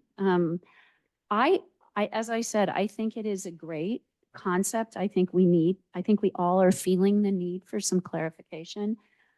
I do feel, I believe Nona said this, that some doors have closed, but other doors are opening. And I fear this is a little too soon, particularly with the holidays, particularly with us getting a brand new member on the team, and that if we can back off of saying January, I would personally be a lot more comfortable with it. And when the time is right, we should do it. But if there are some specific questions that we need clarification, we should go ask. And I believe we could ask, well, we can't ask the council as a whole, so we would have to go to the meeting, but we could get clarification from Judith and Mary as the subcommittee for the council on this, if that would be helpful. My turn. Could we make this so I can read it? No. No, I mean, it won't help that much, but I think it's really great, Bonnie and Karen, both of you have done a great job. And I do think that the council would very much appreciate an interim report. And having the interim report in January, at the end of January will be the soonest you can get it on for sure. So you'll be lucky if you get it on in January. Probably you won't get it on in February, until February. So I love that you're getting it ready and that giving us a framework to work in. I don't necessarily vote for one, but I do think that it helps to have five sites that we're working on. That would help a lot. But I don't know which fives they're going to be yet. I have always been a believer that if you're really going to do very low income for real, you're going to have to do apartment buildings. And if we're going to have to do very low income for real, we're going to have to do apartment buildings. And that in a way is better than just paving paradise. It's better to have density and open space adjacent.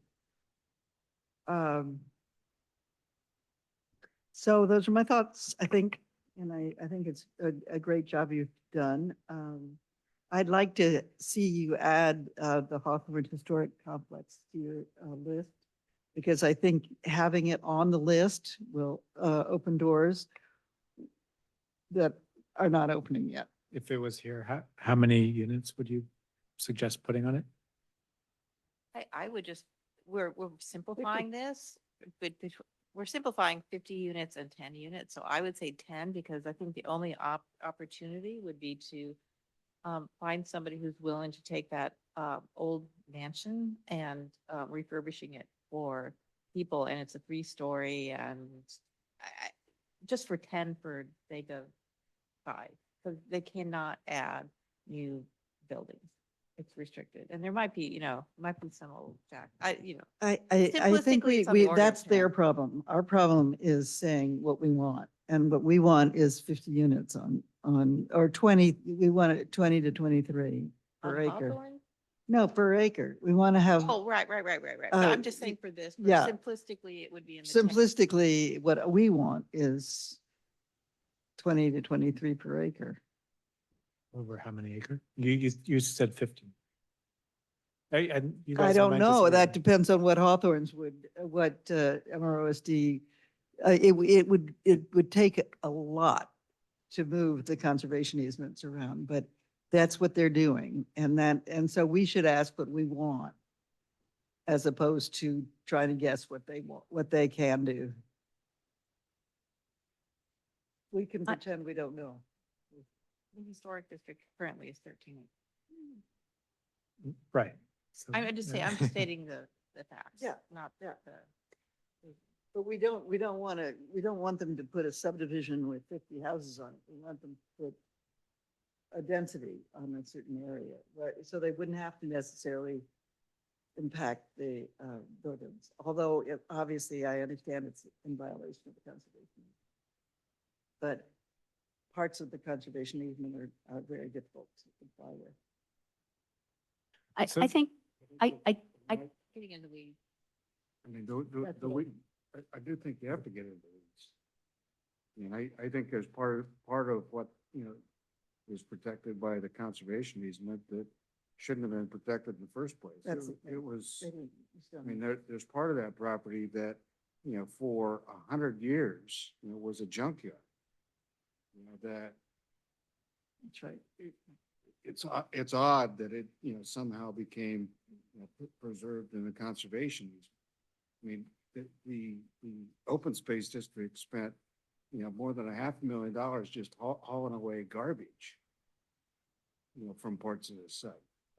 I just, there's a parcel, where, the junkyard basically was, that I think, we should push back on post and say, you know what, you got a responsibility here, bucko. You got 70,000 acres. This one, it shouldn't be part of it. This 4 acres shouldn't be part of it. So I just think our job is to open up everybody, including Amorosti and Post's vision of what we're negotiating for as a town. I mean, at least when I would vote on these things, it wouldn't only be like what I want to happen. I might want the housing to go there, but also like, do I think it's a viable site with a lot of traction that's going to happen in the near term? Maybe the answer is yes, maybe no, for Hopland.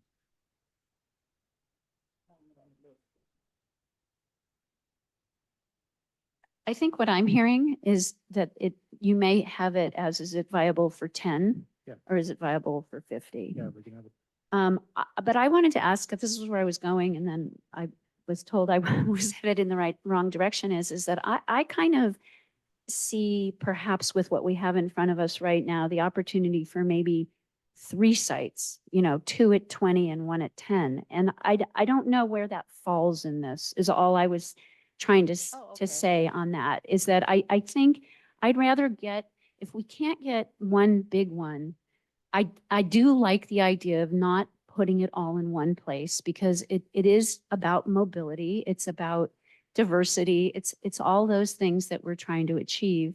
But I understand from a financial feasibility, you need to have more in one spot. So I'm looking at something in between the options that I see here. And I'm just wondering if we need to have We more of a might change it to 3 to 5. I mean, I would. Or even a third option, you have 5 at 20, I mean, the single site, the 5 sites and maybe 2 sites. I mean, and that's where I was just trying to clarify for the basis on this. Not. What should our questions be? Are we missing questions? We got the feedback on the Hawthorne. Yeah. I think they're probably more specific, than they should be. I think that we need to work from macro, down to micro. Because I don't, the question, questions 1 and 2 and 3, are big picture questions. The other questions become, quite specific. And until you answer, until you score and get the answer, get the responses, to the first 3 big picture questions, you shouldn't even start to move into the specific sites. I mean, one thing is I think we have differences of opinion among the committee on those top level, big picture questions. So how would you suggest that we approach I that? think we need to resolve as a committee how we think we should accomplish, our job. coming out of out of the first three questions. And then move on, to the specific sites. I guess for me, I see it's not really our committee to decide this. It's the town council decide what we should be doing and what they would end up accepting. So I kind of like both of them. The high level ones to provide general direction and the other ones to support what's out there. Because without the 8 or 10 or 12 other supporting information, how do they make it that the high level ones are too, they're not grounded in reality. And the specifics give some reality of what we found already. And maybe, hopefully we'll find one or two to add on that, but without the grounding. Yeah, oh, sure, 10 units, whatever, sounds great, Then I don't think that that's helpful. I think we have enough information now to help the town council provide better, more detailed direction. Okay. I'd like to suggest that the questions aren't independent of one another. And so, for example, I would be interested in hearing the council address the pros and cons of private versus town-owned land and workforce housing versus freely available housing. Because if you put 50 units on one parcel and it's not workforce housing, then the traffic issues are much greater than if it is employee housing. So let's say we're talking about the Sequoias or wherever. And do you then need a traffic study to go along with it? I mean, thinking about putting 50 units of one location on Alpine Road, whether it's Ford Field or across the street, is a really big challenge, both in terms of infrastructure and traffic safety. Whereas if you have 20 units or 10-unit parcels that, are spread around town, but it's workforce housing, then the traffic issues are much less. And the development timeline is less. And I don't know, maybe the fundraising or the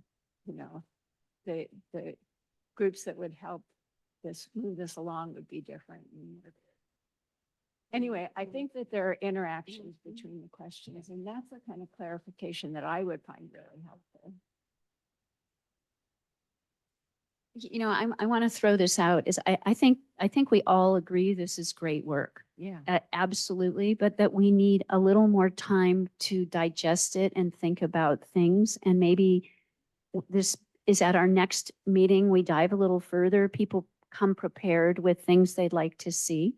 But as a first start, I personally am very impressed. So thank you very much.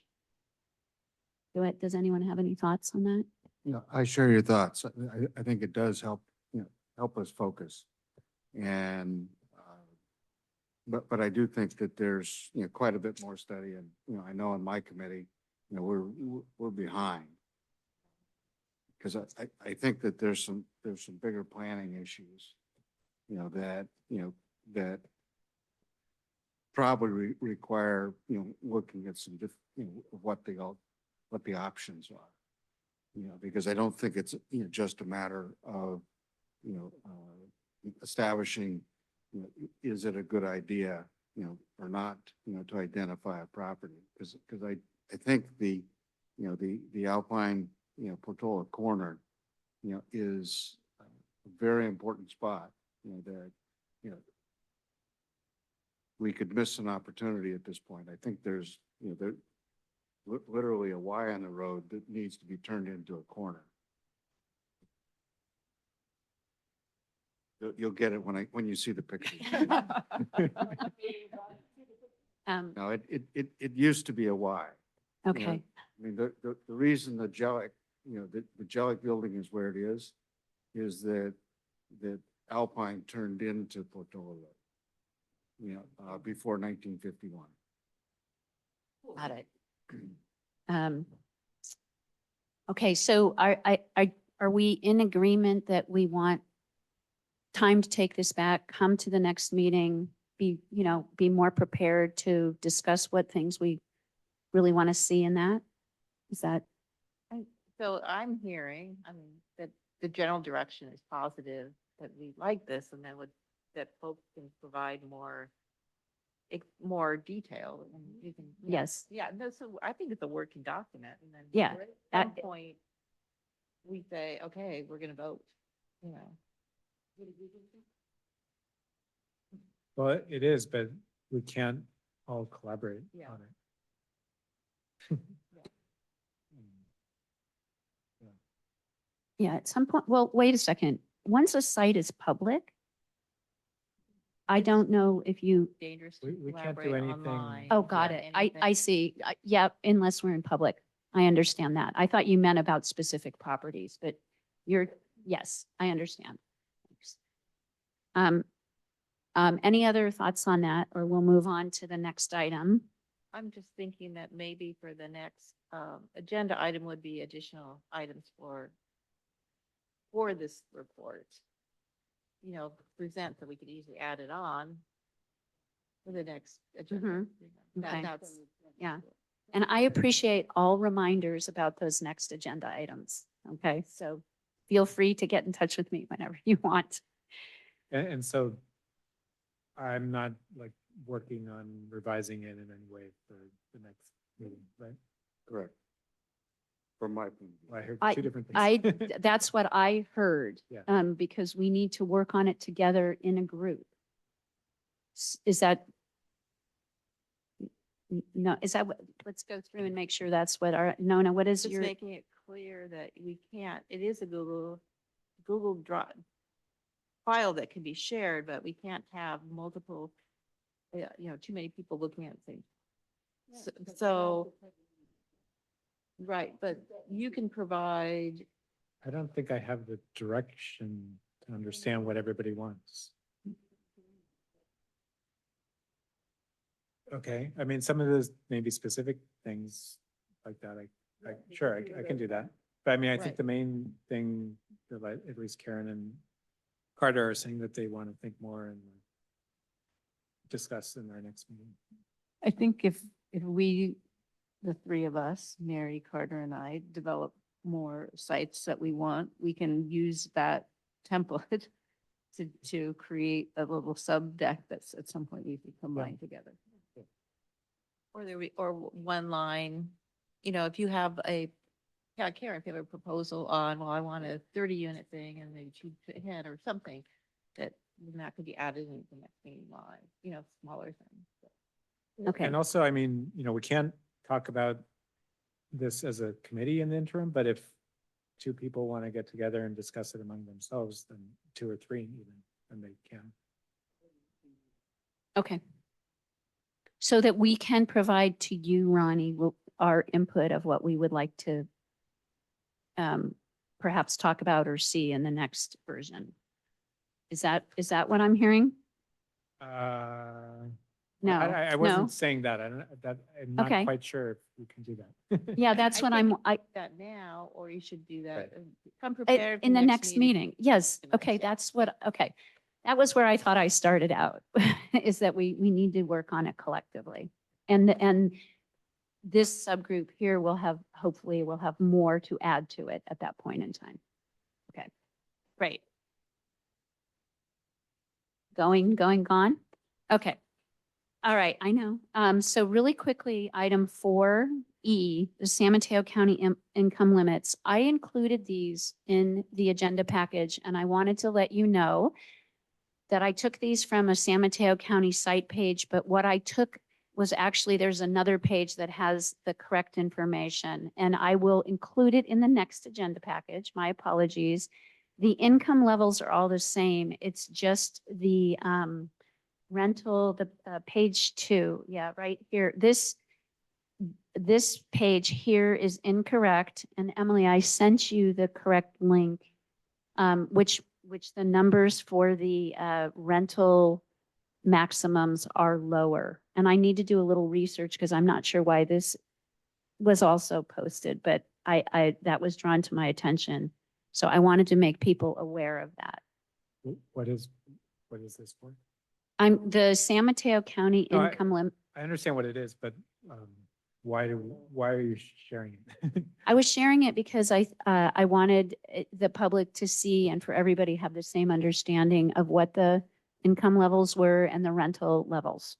It's just for general information, just more on transparency. So that's that. And then the last thing here is next steps. And I think we've discussed that we all are going to come back with our comments and work on this. And the other thing that we have talked about, and it has been requested, is that we start to put together a master list that takes our 3 subcommittee templates and puts it together into one document, and we have a master. And in there, it can have all the same information that we've got, so that we can be looking at everything all together. And I don't know if anyone wants to volunteer for that. Obviously, we can take what the subcommittees have done and blend it into one and keep things that are still blanked out. But it becomes one master, and it can be used going forward for future housing elements and such. Maybe we do that at the end. Okay. Is everybody okay with that? I have had it, Somebody wants to take it. You were saying you need to go, I think, right? yeah, we do. What did you say? We can start the meeting here, right? Or do you want to go home? Okay. Anyway, We so need to- that is a next step, and that's something I can work on, and we can talk to Patty if we want to have her start to keep the master list, and she's taking the minutes. But and they're have that gonna out. keep getting revised, so why not Yes. just maybe do that at the end of the whole process, if it was for future. I housing think elements? there are members of the public that want to see the whole thing together. And I agree. I want to be as transparent as we can possibly be, and if it's not too much work. But yes, it will be continuing to get revised. I completely agree with And that. I'm happy to do that since I already Okay. have access to one of the lists. And Okay. then I can, Think- because it's the blacked out version, so I don't need to know the, Yeah, you would just send the black, make a larger list with, I can do it without accessing the other files. That's Okay. good to know. thank you. Your mic's off. Slow us down here, so, because I think you need. All right. I should ask if there's any comments from the public. I'm sorry, I forgot. Ellen? So before the next meeting, will anyone be checking in on either the Sequoias of the feasibility of getting on the cul-de-sac that Carter's talking about, or the Fogarty's really actually trying to pin them down? Or is anybody assigned to those people? Okay. The Fogarty property, so the Sequoias is in the Carter, Jocelyn, Mary subcommittee, and you said And then Fogarty, Fogarty's. yes, is already assigned in the subcommittee. But are they going to aim at this before the next meeting of getting something more pinned down with actually speaking with the people? Our next meeting is January 7th, and we do have the holidays. So the goal will be yes, but there is no guarantee. Sure. We've All right. tried between the last meeting and Yeah. this one. Also, Yeah. we have spoken to those people directly. Oh, I thought Fogarty, that there hadn't been any. No, we've had direct contact. You did? Okay. Yeah, great. Thank you. Are there any, And with Sequoias too. We can do better. are there any other comments from the public? Okay. 5, I don't believe there are any committee or staff reports. As I mentioned, our next meeting is scheduled for Tuesday, January 7th at 5 p.m. And do I have a motion to adjourn? I move to adjourn. Second. Okay, we are adjourning at 7:20 p.m. Thank you very much, everybody. Great work. Okay.